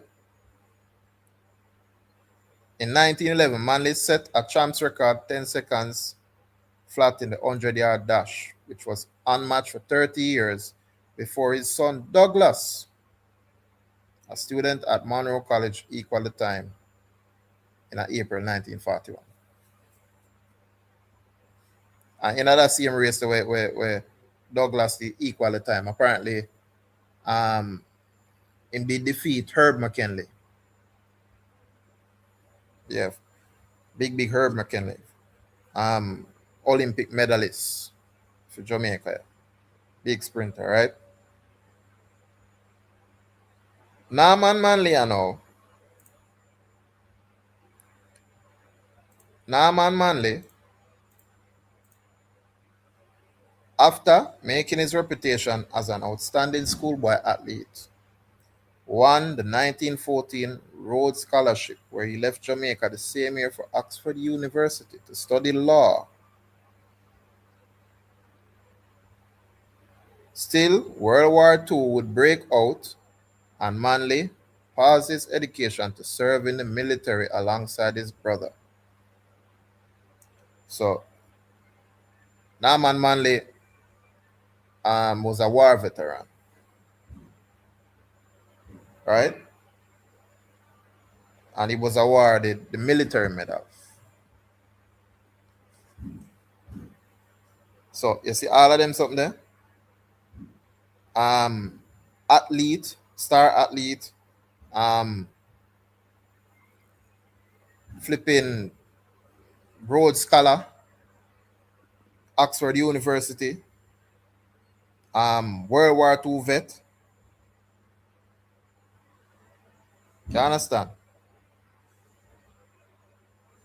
Right? And he might graduate, with first class honors in a bachelor's of civil law. So that's what him turn, and go turn lawyer to, right? He won the prize man of Graves Inn. He won the prize man at Graves Inn. I was called to the bar in April. It's at I think 1921. And in that same year, he married his cousin, Edna Swithenbank. Wanna hear that? In that same year, he married his cousin, Edna Swithenbank. Yo, a flipping, the British monarchy and them the way there. You see a married cousin with cousin and in a family and them the way there. Because Edna Swithenbank was basically fickle Norman Manley mother auntie. So and like a third or second cousin, you know, like a direct cousin, you know. Him fickle for Edna mother auntie and Edna fickle for him mother auntie. The cousin and cousin they are boil good soup, you know. I don't know what matter of fact I have good soup with devil soup. The cousin them they are boil, you know. Cousin they have a boil one rotted soup, they are devil soup, you know. As I'm telling the people, when I look about that something and I like me find out this now. I never know this shit, you know. I never know this shit.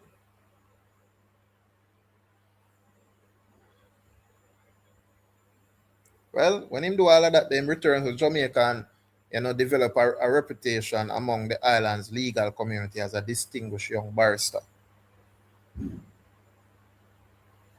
Them there's something they do, you know. So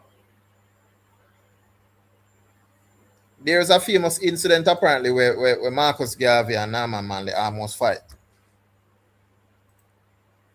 And people there say, boy, Marcus Garvey did want to fight Norman Manley too. So that yo, man, I tell you, you know, they deal with blow Marcus wicked, you know. They might say, yo, boy, Marcus Garvey did want to fight Norman, you know. I will me telling you a while ago say I did a boxer. Now Norman Manley me telling you say I did boxer and blood clean war veteran. I'm telling you say Marcus Garvey education done at age 14 and then go start work at printry. So them think that Marcus Garvey did up against now. Why you see them favor Norman Manley, so you know. Because Norman Manley represent a certain social class that Garvey did not represent. Garvey represent the old dirty Negro them. So it's enough thing they want to take away from Marcus Garvey and want to give the Manley them. Like them are the golden child. I take away from Marcus Garvey if you go give blood cleat. Norman and Michael Manley. Nasty work.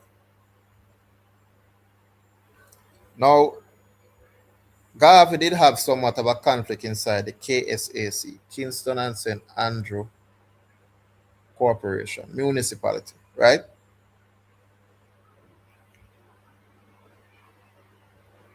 So, Marcus Garvey is a man, you know, because Marcus Garvey is a man where he's a straight talker, you know, he beat around the bush, you know, he just talk things, you know.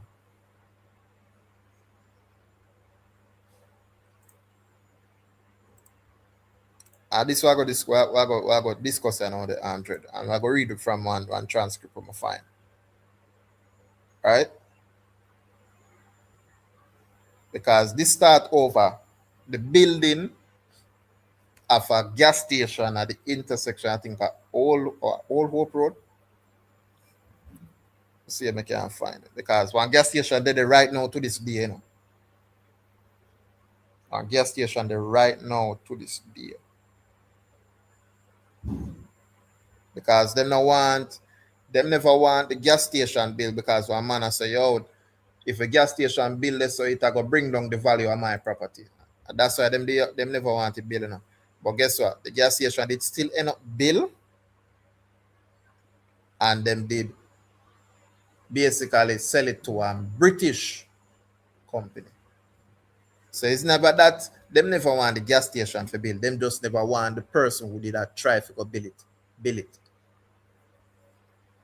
It's never that the gas station go bring down no value and no property.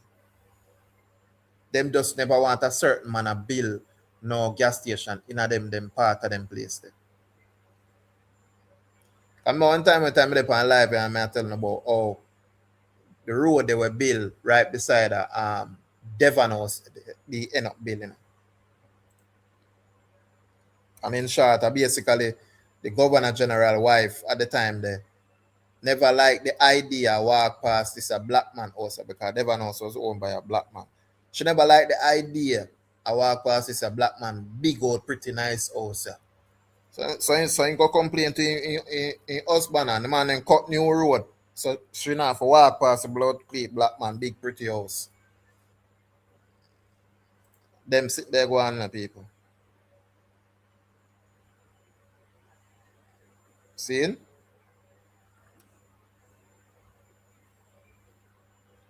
Them they sit there go on.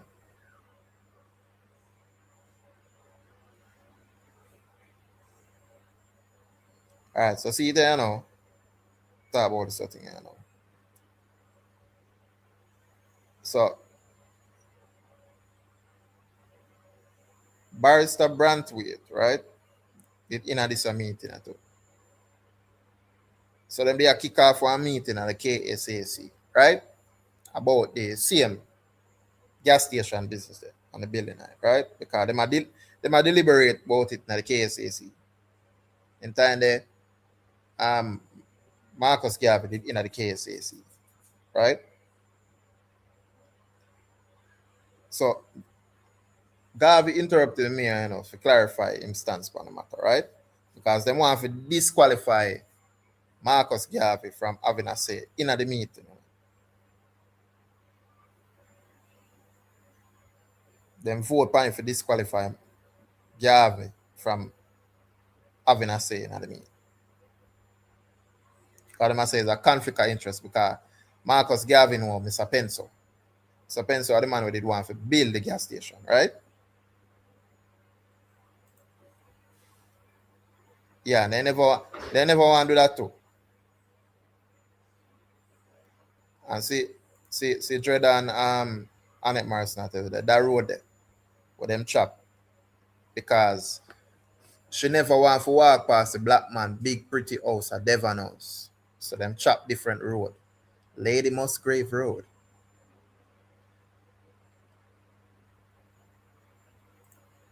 Away na say golden eye.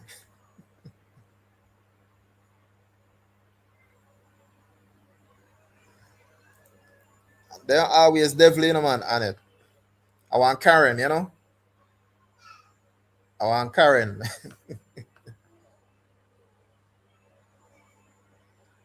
Why man I tell you? Lady Musgrave, man. Nasty work,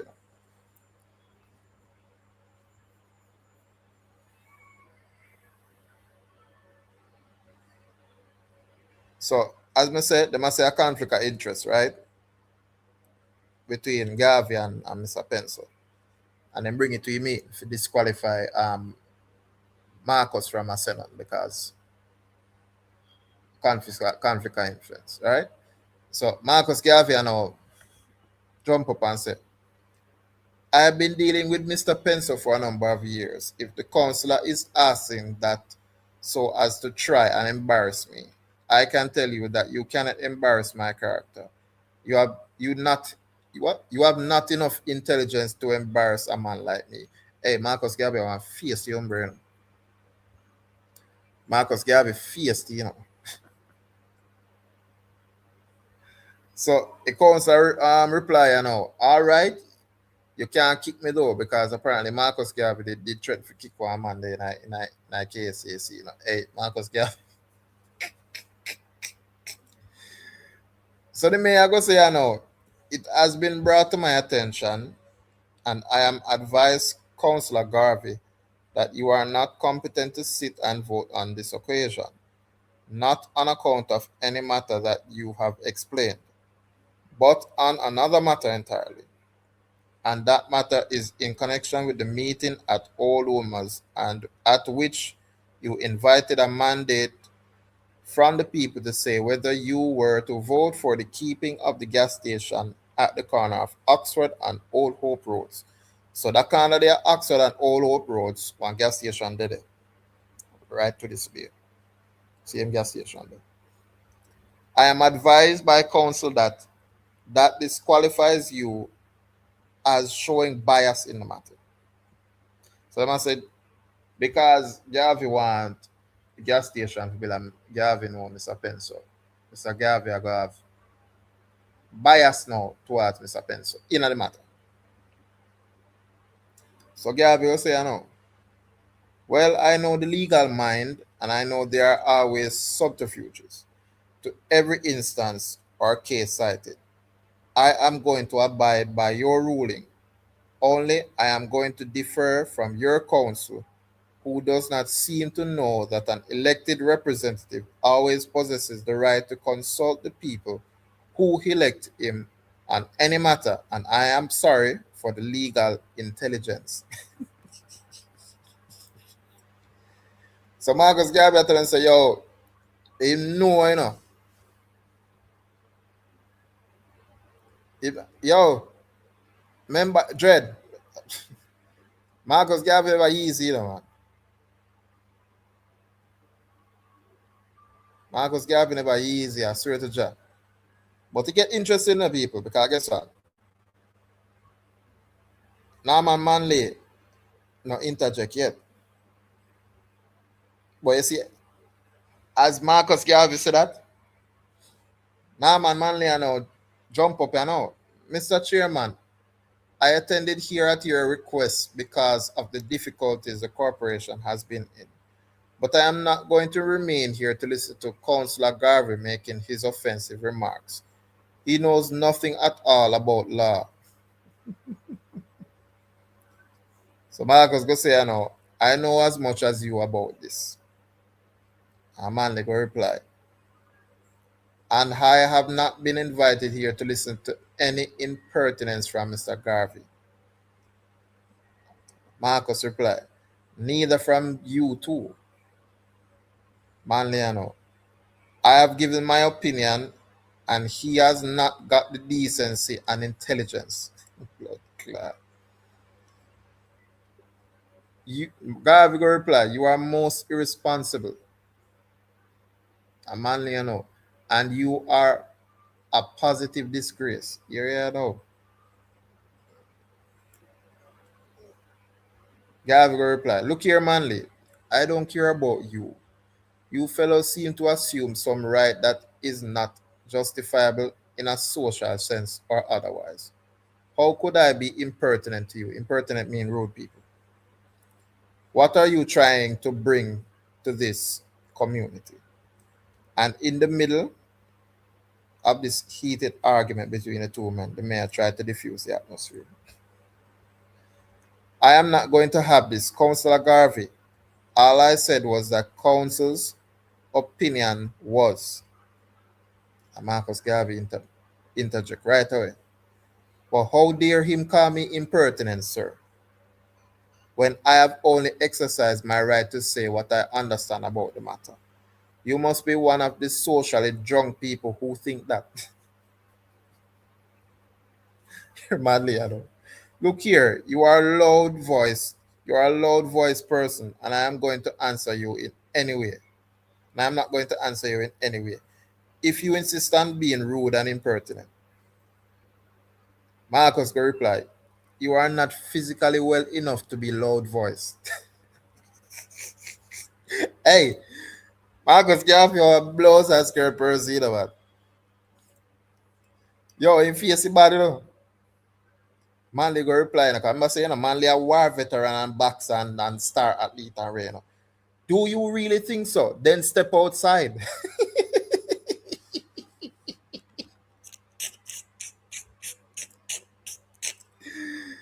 Yo, just like that, man. War starting, or well, the war did go start, but it never really start. I'm only I tell Garvey if you step outside, if you fist fight, I could see how we win. Fist it out. Can you imagine?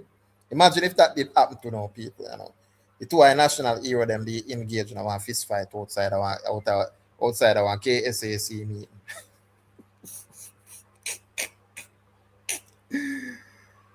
Ah, God Almighty.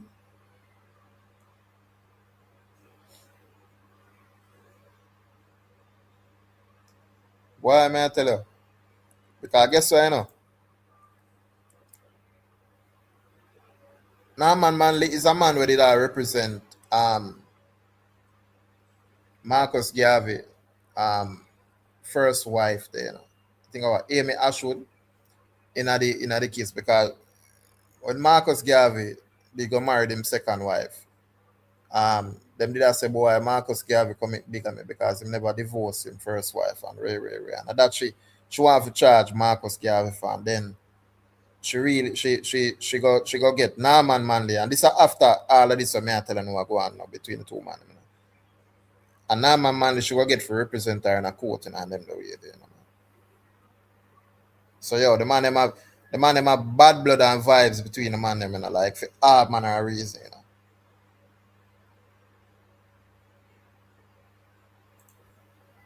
Swear to China. But you can't see something like that, you know, as me I telling you know, people. Marcus Garvey represent the poor people them of this country. Yeah? Norman Manley them represent the elites, the socialites, the light-skinned people them, the former British people them, the overseer them, that Manley them represent, you know. So you see all some people are say, oh, Michael Manley this and that and him build this and him build that and socialist and Ray. Michael Manley forward from two cousins a boil the devil soup, yeah? Because me just telling you say, you know, say Edna Manley and Norman Manley are two first cousins, you know. Two first cousins. Yeah?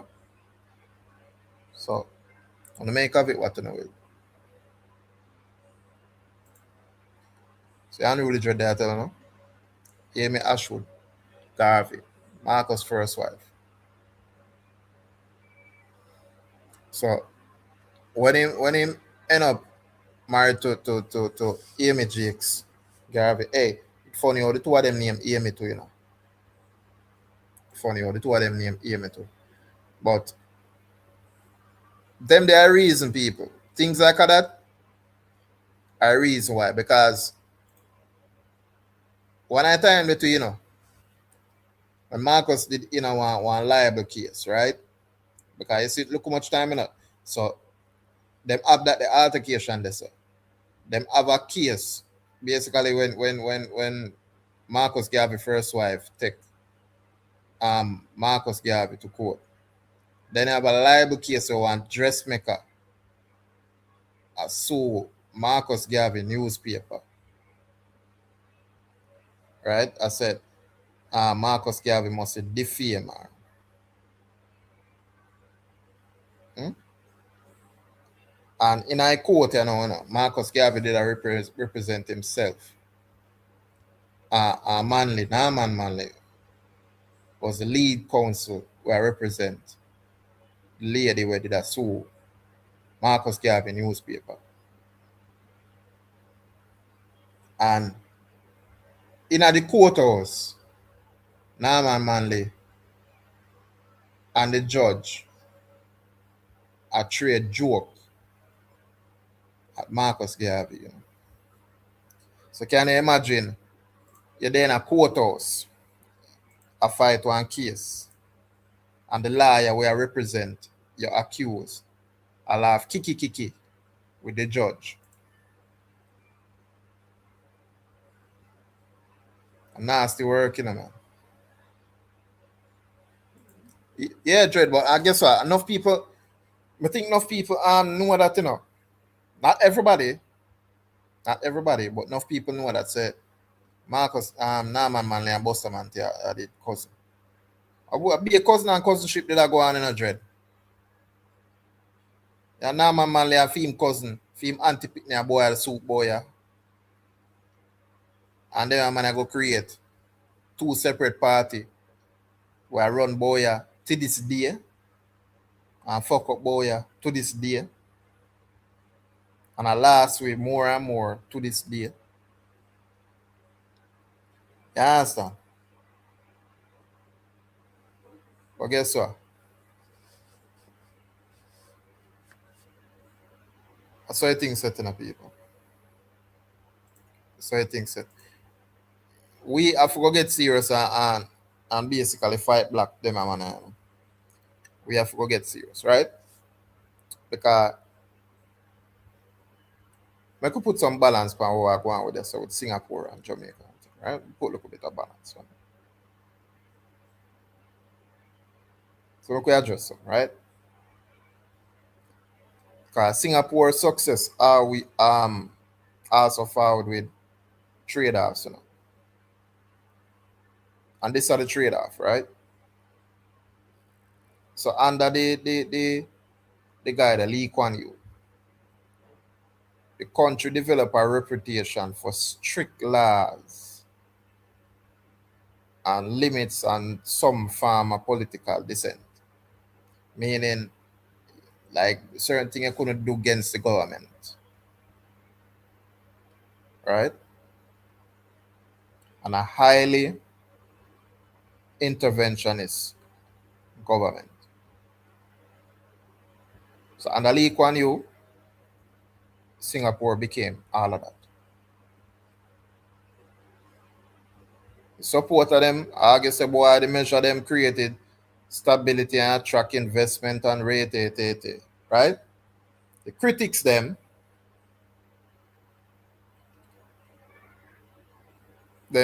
say, boy, it forward at the expense of civil liberties. Right? So certain civil privileges the people never did have. But people who support Lee Kuan Yew say, boy, him bring stability and him attract investment. Right? So what do you think, people? I think Jamaica, because I'm saying this is Marcus Garvey philosophy and opinion. I think Jamaica, I ask again, I think Jamaica should adapt this thing, Marcus Garvey philosophy and opinion.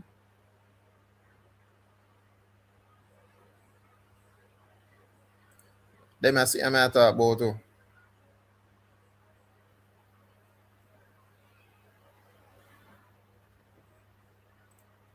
First me I said, Jazz even, I won't pronounce it right. Blessed enough. Blessed, my respect. You don't know a thing go.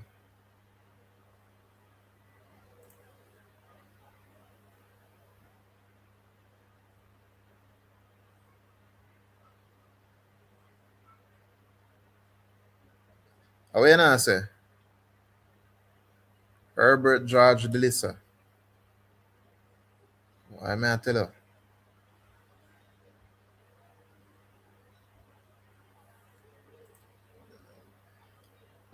Boy, me appreciate in a lot on here. Because I tell you say, you know, me have more stuff like this where like me I can present, you know. Not this farm because me can't do it, you know.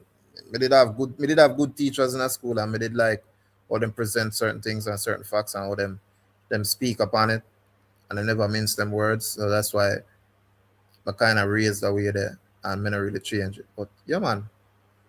As I said, on National Heroes Day, no matter world, you know, we got check and do checks and balance and see if some of them hero we say will have a hero, actual hero, and them deserve hero status, boy, yeah, you know. And one next thing we got to talk about, I go in depth a little bit about so Marcus Garvey thing again, right? And that a thing, hold on, that have to do with the Galifesto. So Marcus Garvey did have a Galifesto there for one political party. And we are going to see if all of them things, because it's a lot, like a good portion, let me see how much of them. About 20 other them, like some things were outlined, right? For the People's Political Party. So Marcus Garvey did want to have one political party and thing. Hey, when I reason why them don't like him and them never want him. Imagine Marcus Garvey have one party, boy. Imagine Marcus Garvey one party boy. So what we're gonna do is we're gonna see if all of them things they were Marcus Garvey did outline in a Galifesto for the People's Political Party. We're gonna see how much of them something the PNP slash JLP actually implement and get done and still are going to this day in 2026. So that our next live I'm going to work on. I will present some facts. And some of them facts them might be shocking, because as I said, this is from what 1930 there or thereabouts, right? I see that boom. 1928 to so say about 29, right? This is from 1929. That is what? That are 3 years shy of 100 years ago. You know, 2026 now. So I go see if them the time there when him write out all of this thing, lay out all of this plan in Galifesto for do. I go see how much the People's National Party, the Jamaica Labour Party, I go see how much them actually implement and actually get done. I go see.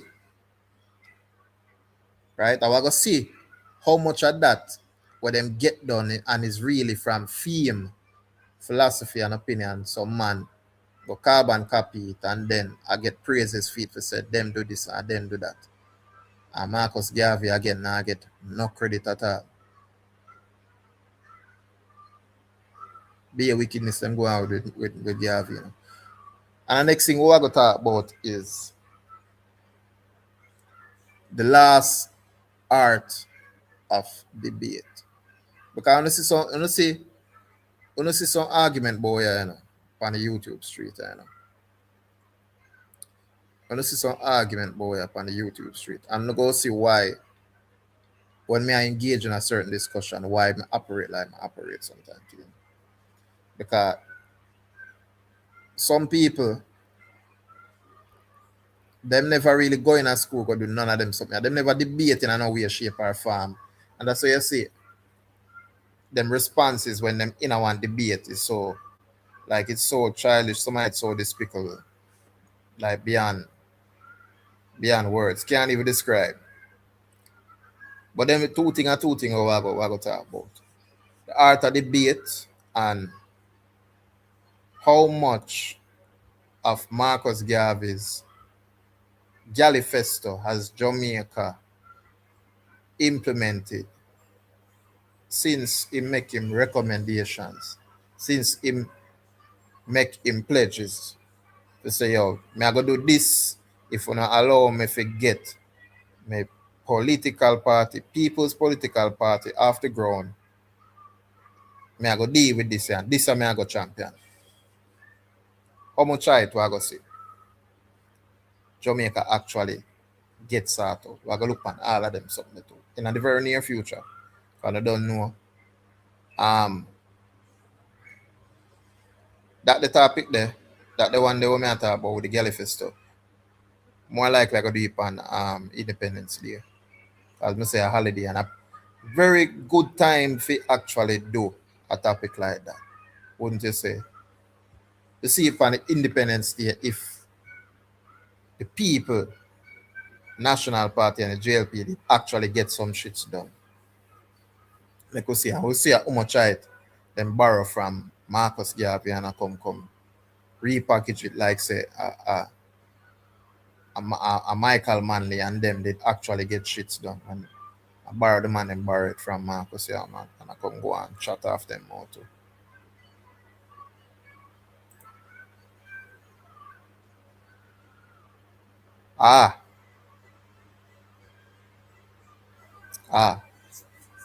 So like that to people where the Chinese them did want Goat Island one time. I don't know if them still want it or we government them give them it under quiet or what. So you see that shipping hub there where Singapore have and where them benefit from where people will ship past through and pay duties and them fix ship and them build ship and all of that where them do it at Singapore. basically the Chinese did want that goat island there of ours for do the same thing. So me I wonder you know what make the man them no implement something like that. What make the government, the powers that be, try to do something like that on them own. What make them not do that? Makes a wonder, people. Makes a wonder. But anyway, people, when I don't know anything go. When I don't know all the thing go. See? This was another interesting one. Like when I say, yo, like this a real classroom settings. That's enough time so me just draw for my PowerPoint them too. And me discuss things like in a details. And so, seeing, but what ask I want to know? So the last question I asked before we tip off to it. So I think about my life in a way. If you were prime minister tomorrow, what would you do? If you are the prime minister at Jamaica, land we love, land of board and water, what would you do as prime minister? Big question. What tip off with? What you would do? Dread, what you would do? I know me you would do, Dread, I go and what you know that do as prime minister? You're prime minister tomorrow. What you would do? I know me you would do, I know me you would do. Big man thing, me know me you would do.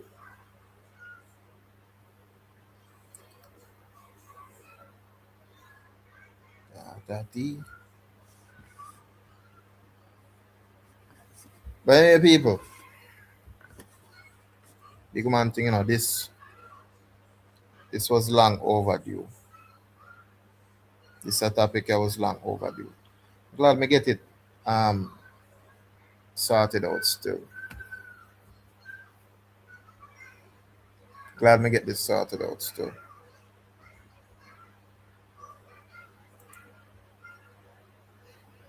But yes, start export the ganja.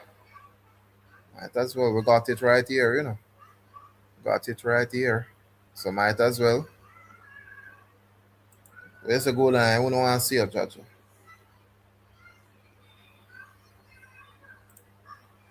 Great idea. So we not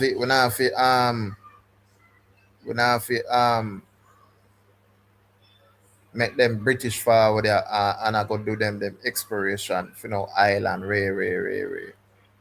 Let's export blows and skirt ganja and use the money and finance it ourselves. So that means when you look at if it means say hey we are gonna borrow money and if build up the aisle blows and skirt, the aisle rig there because I guess so it look to dread. We have Petrojam where we refine oil, so we not even need no refinery. We already have a refinery, so just have one blow or one oil, one thing there. Wait, hold on it, and go on. We already have Petrojam we can refine the oil, so we get the oil rig where we extract the oil from the earth and thing. It could be from Dubai. We are Dubai to royalty charge. Rich and boasting everything to the world.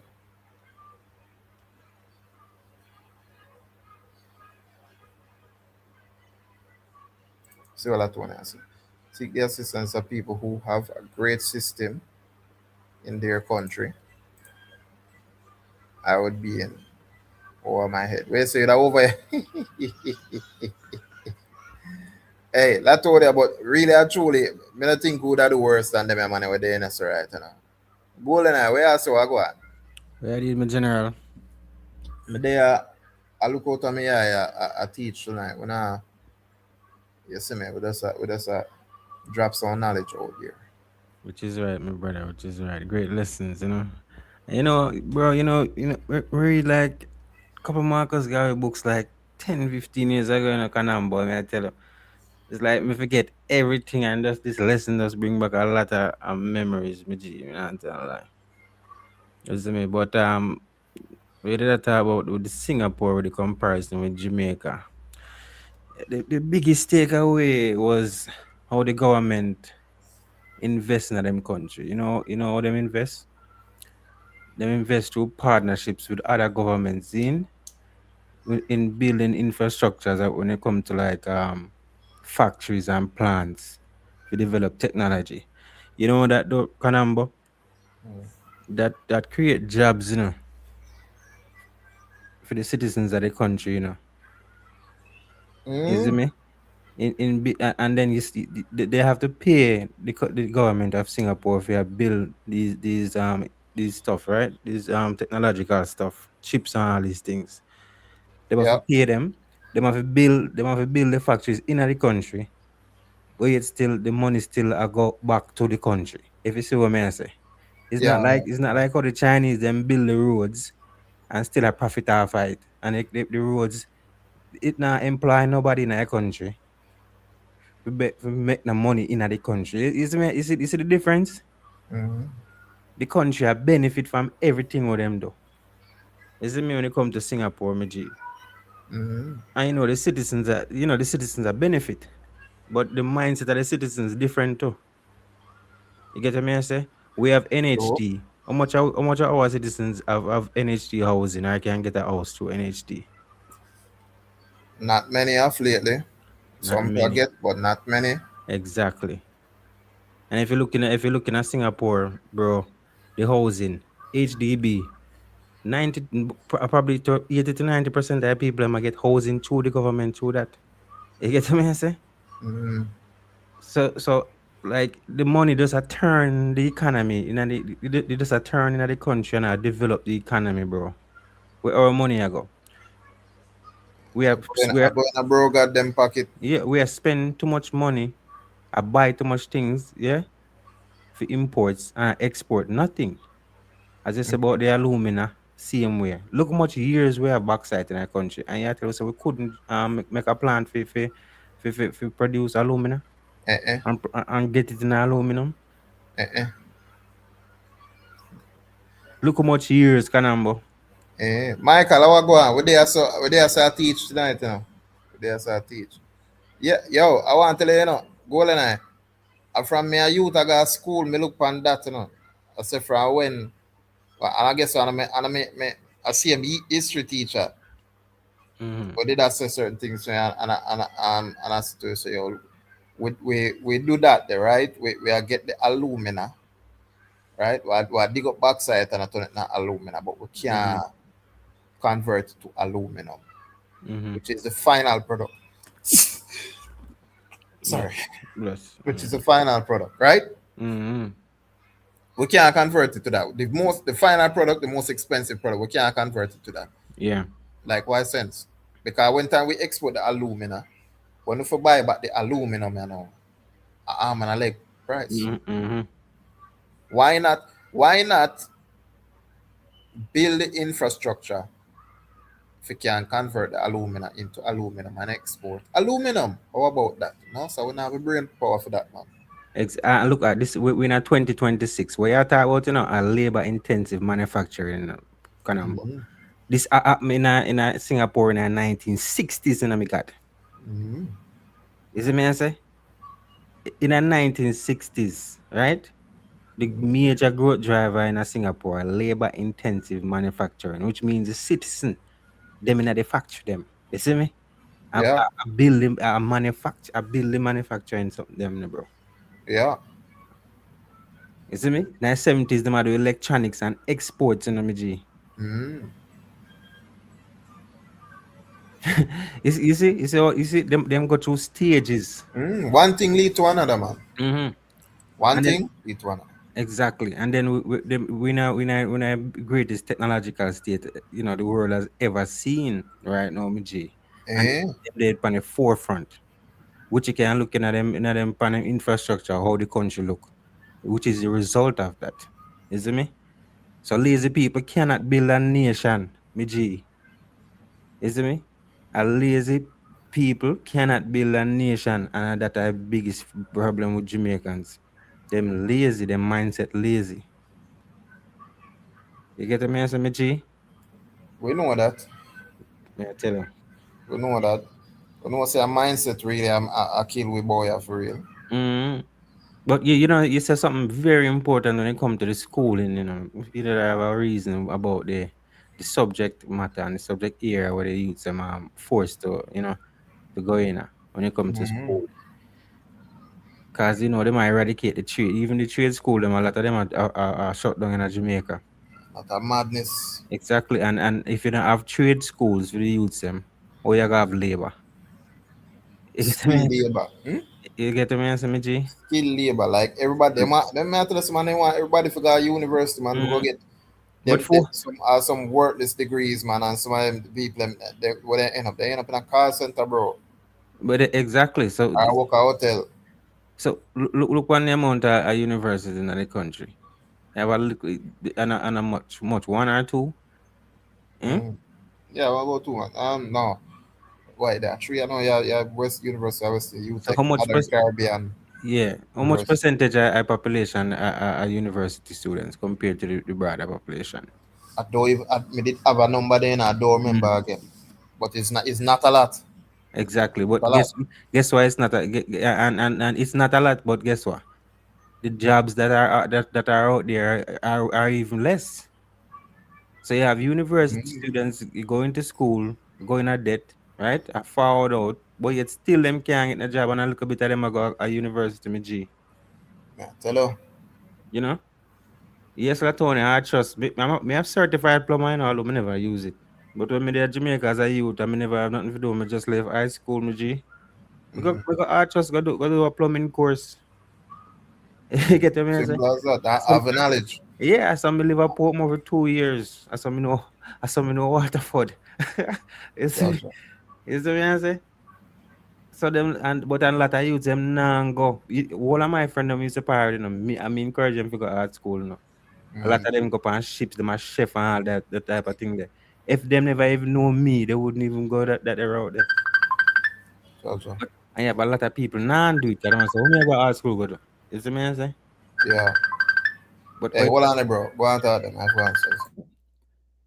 yeah, so a lot of kids and the youth them have certain pride and them look down upon certain things. But how the country go better when you look down upon things that gonna make you better.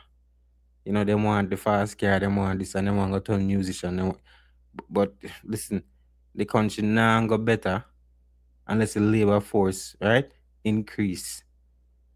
Now we need jobs, isn't me? Half of them people for work. But if we not do meaningful deals with governments overseas, right? We're gonna bring infrastructure in our country and in turn bring employment for the youths and for have. It not gonna make no sense. Cause the money now gonna stay in the country. If you now build some companies where you can employ the people and the citizens, right? Well, them when them get employment, in them in turn can go make house, them can get house, right? Pay them bills. I them think they build economies, you know. But me no know why government, everybody are trying to enrich themselves. Them not a vision for the country, them have a vision for themselves. And that's the problem. That is why we are right here, right now, in a Jamaica, in a real life. Yep. Big up on yourself, man. Chat. Michael, what you deal with? Mm-hmm. People in the 1960s, right? Singapore, what them use for engulf them economic growth. In the 1960s, them have low intensive manufacturing, right? In the 1970s, them have electronics and exports. That them they are major growth driver in our country. 80s, high tech manufacturing. In the 90s, they move on to banking and finance. 2000, biotechnology, logistics, aviation. shipping ports and them look at thing there. You get what I mean? Say? And right now, them have fintech, artificial intelligence, advanced manufacturing are going in a demo time. So then the next 100 years, them people are still rich. The people still rich. Yeah, barring any disaster or anything. And if the country part of the country get destroyed, them rebuild back. Cause them have the framework for work after. And the people and we have the right mindset to build back the country. We have a storm last year, and right now people still live in a tent and tarpaulin. So why we have them leaders here? If them not lead with the country in the right direction, why do we still get up every day and a vote? Yeah, and yet if they say, then if you don't vote, you're not gonna make no change. But it show you the power you have. It show you the power that you have. That's why them people have to get up out of them car and drive around the community. If you come give a beer money.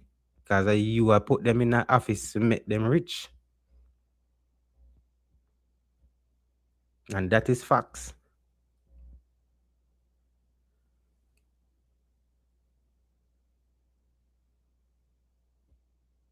What now? The chat.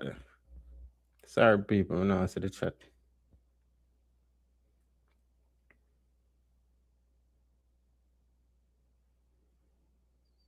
Fox Dread. The Fox. Autocracy, man. Because the machine keep on rolling, keep on turning, even when people when leadership changes. You see me? Everything is set in stone and set in place for the future to come forward in and continue the legacy and the tradition.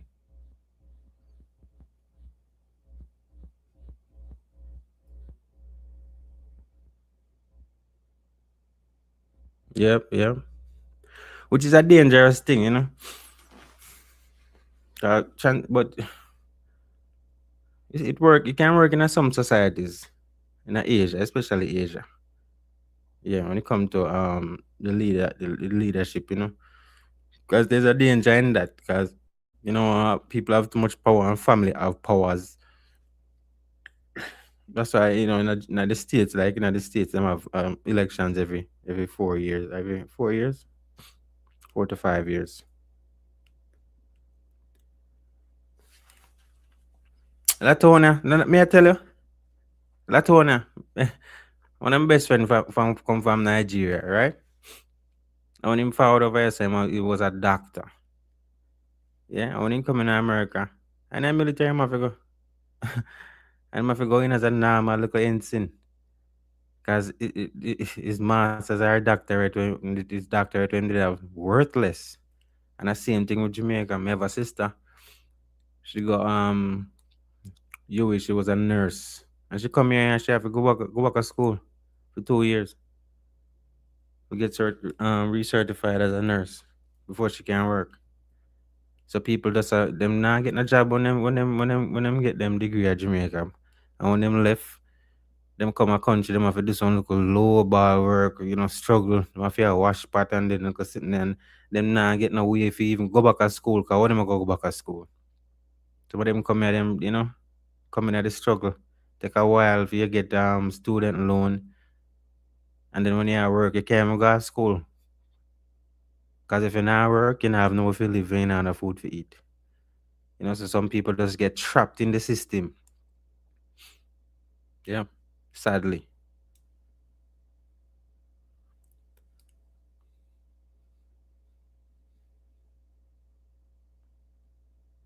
I agree somewhat, Ras. And Ras, me not call it that so me have a be a Ras in my family.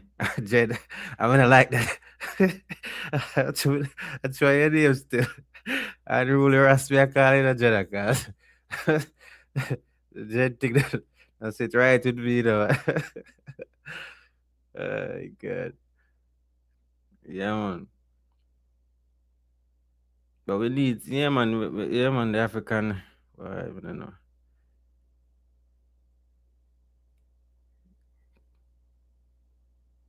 You know, say the socialism, me kind of drawn to it because I see work in Cuba.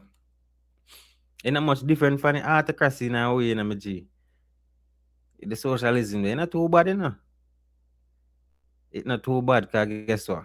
It not make nobody rich. And I like capitalism where one and three man will be extremely rich. And then, you know, the poor are work to make them richer. You know? Yeah, man, yeah, man. That's what man. You know, yeah, we don't like that every G with that girl there. As me say, I be a rasta of my family, man. Yeah, man. I be a rasta of my family, so you kind of look for the stigma, you know? Yeah, man. Socialism, bro, like it drive the people to, you know, for work. You get what I say? Them get skilled. So me kind of like that aspect there. You know, you can take, in a all I ism them, you know, Ras. You can take a little one and three things out of all of them, you know, and make it, you know, right. Mm-hmm. Yeah, man. Ras, me I call it, man.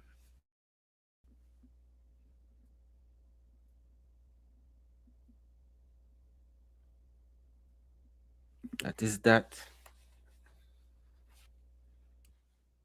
I see, because I whole heap of things going on by that talk, but I say me the right now, because my man, me all in the people. Say remember anything I did, you know.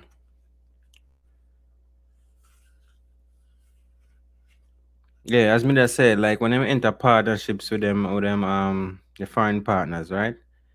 It never only benefited the foreign partners, but also the people of the country by building factories that provided employment for the citizen, which boosted the economy, you know, and the way of the life of the citizen. So that was a big takeaway from me when me hear and boy read.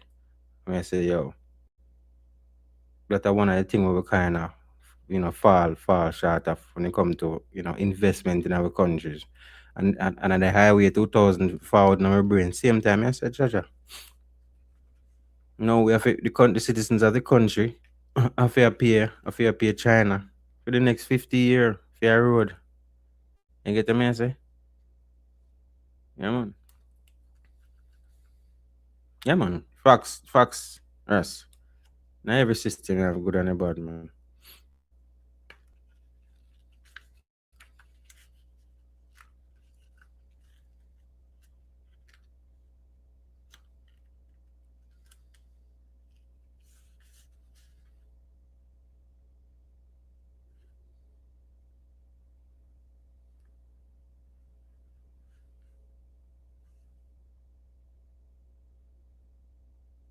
Yeah, man. Facts.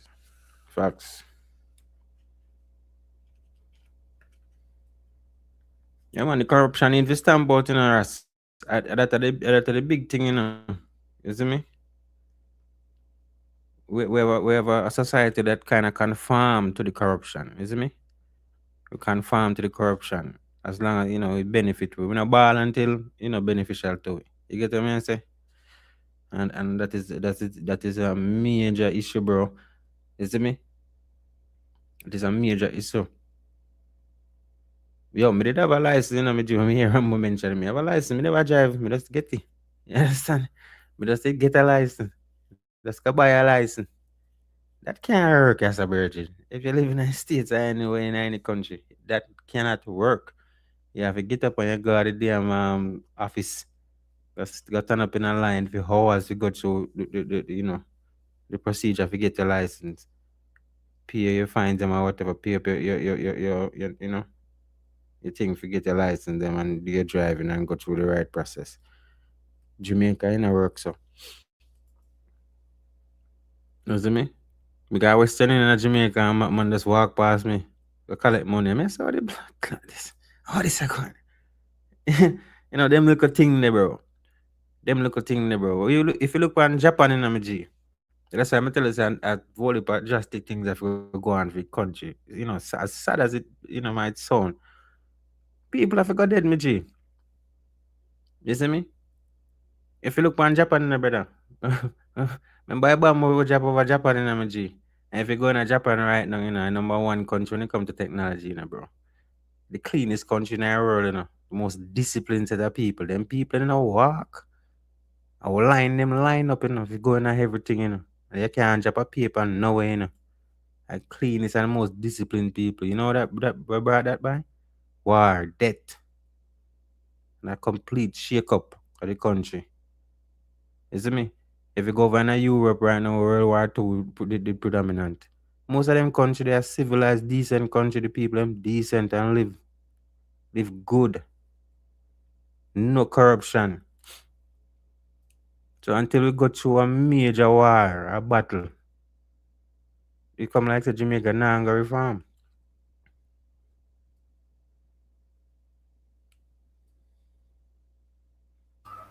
Yo, Goal and I. Yeah, man. Know. Yeah, Yeah, man. me agree with you, but guess what? I think we go through war a while, one time we deal with the incursion. A war that, you know, brother. A motor around to fire and rotate, you know. A war that blood clean to them, God. The man I tell you, the man fire strategic mortars, man. Me never yet such blast me in my life. A strategic mortar, man. Evil. But anyway, my God, why? Big up for all the fort there, you know. I kind of close off in night because. Yeah, man. I just, you know, some people find some. When they read, when they write down when they go through, it's you know, important for just it a bit, you know. Yeah, man, cause like we say a lot, we say Dente that say your boy I forgot. Dente they have to go catch back. Yeah, I have to go catch you back, my God. Cause I tell you, we say a whole heap, my God. We say a whole heap. And me I go do my best to can kind of chop up this one way and can put this on my YouTube like as a short and them the way they post up on it. I think me I go do some video and like post some as short, you see me? Yeah. Put some on my Instagram too because as I say, some people think, oh, is this no, it's not just a dancer channel. Not just talk about dancer thing. We have some more important things than dancer we have to talk about. I don't know anything. But yo, big up everybody who did there, you know. Yeah, man, big up Kanam, big up everybody in that chat. Big up Dread, you know, because hey, people Dread I want them to make this thing possible, you know. You see me? Dread I want them to make this thing possible. Yeah. Okay. Yeah, me. So yeah, Dread I want them we make this thing possible, you know. So I have big up Dread, you know. You see me? Big up Pink Poison and then where they jump to. Big up Dented, you know.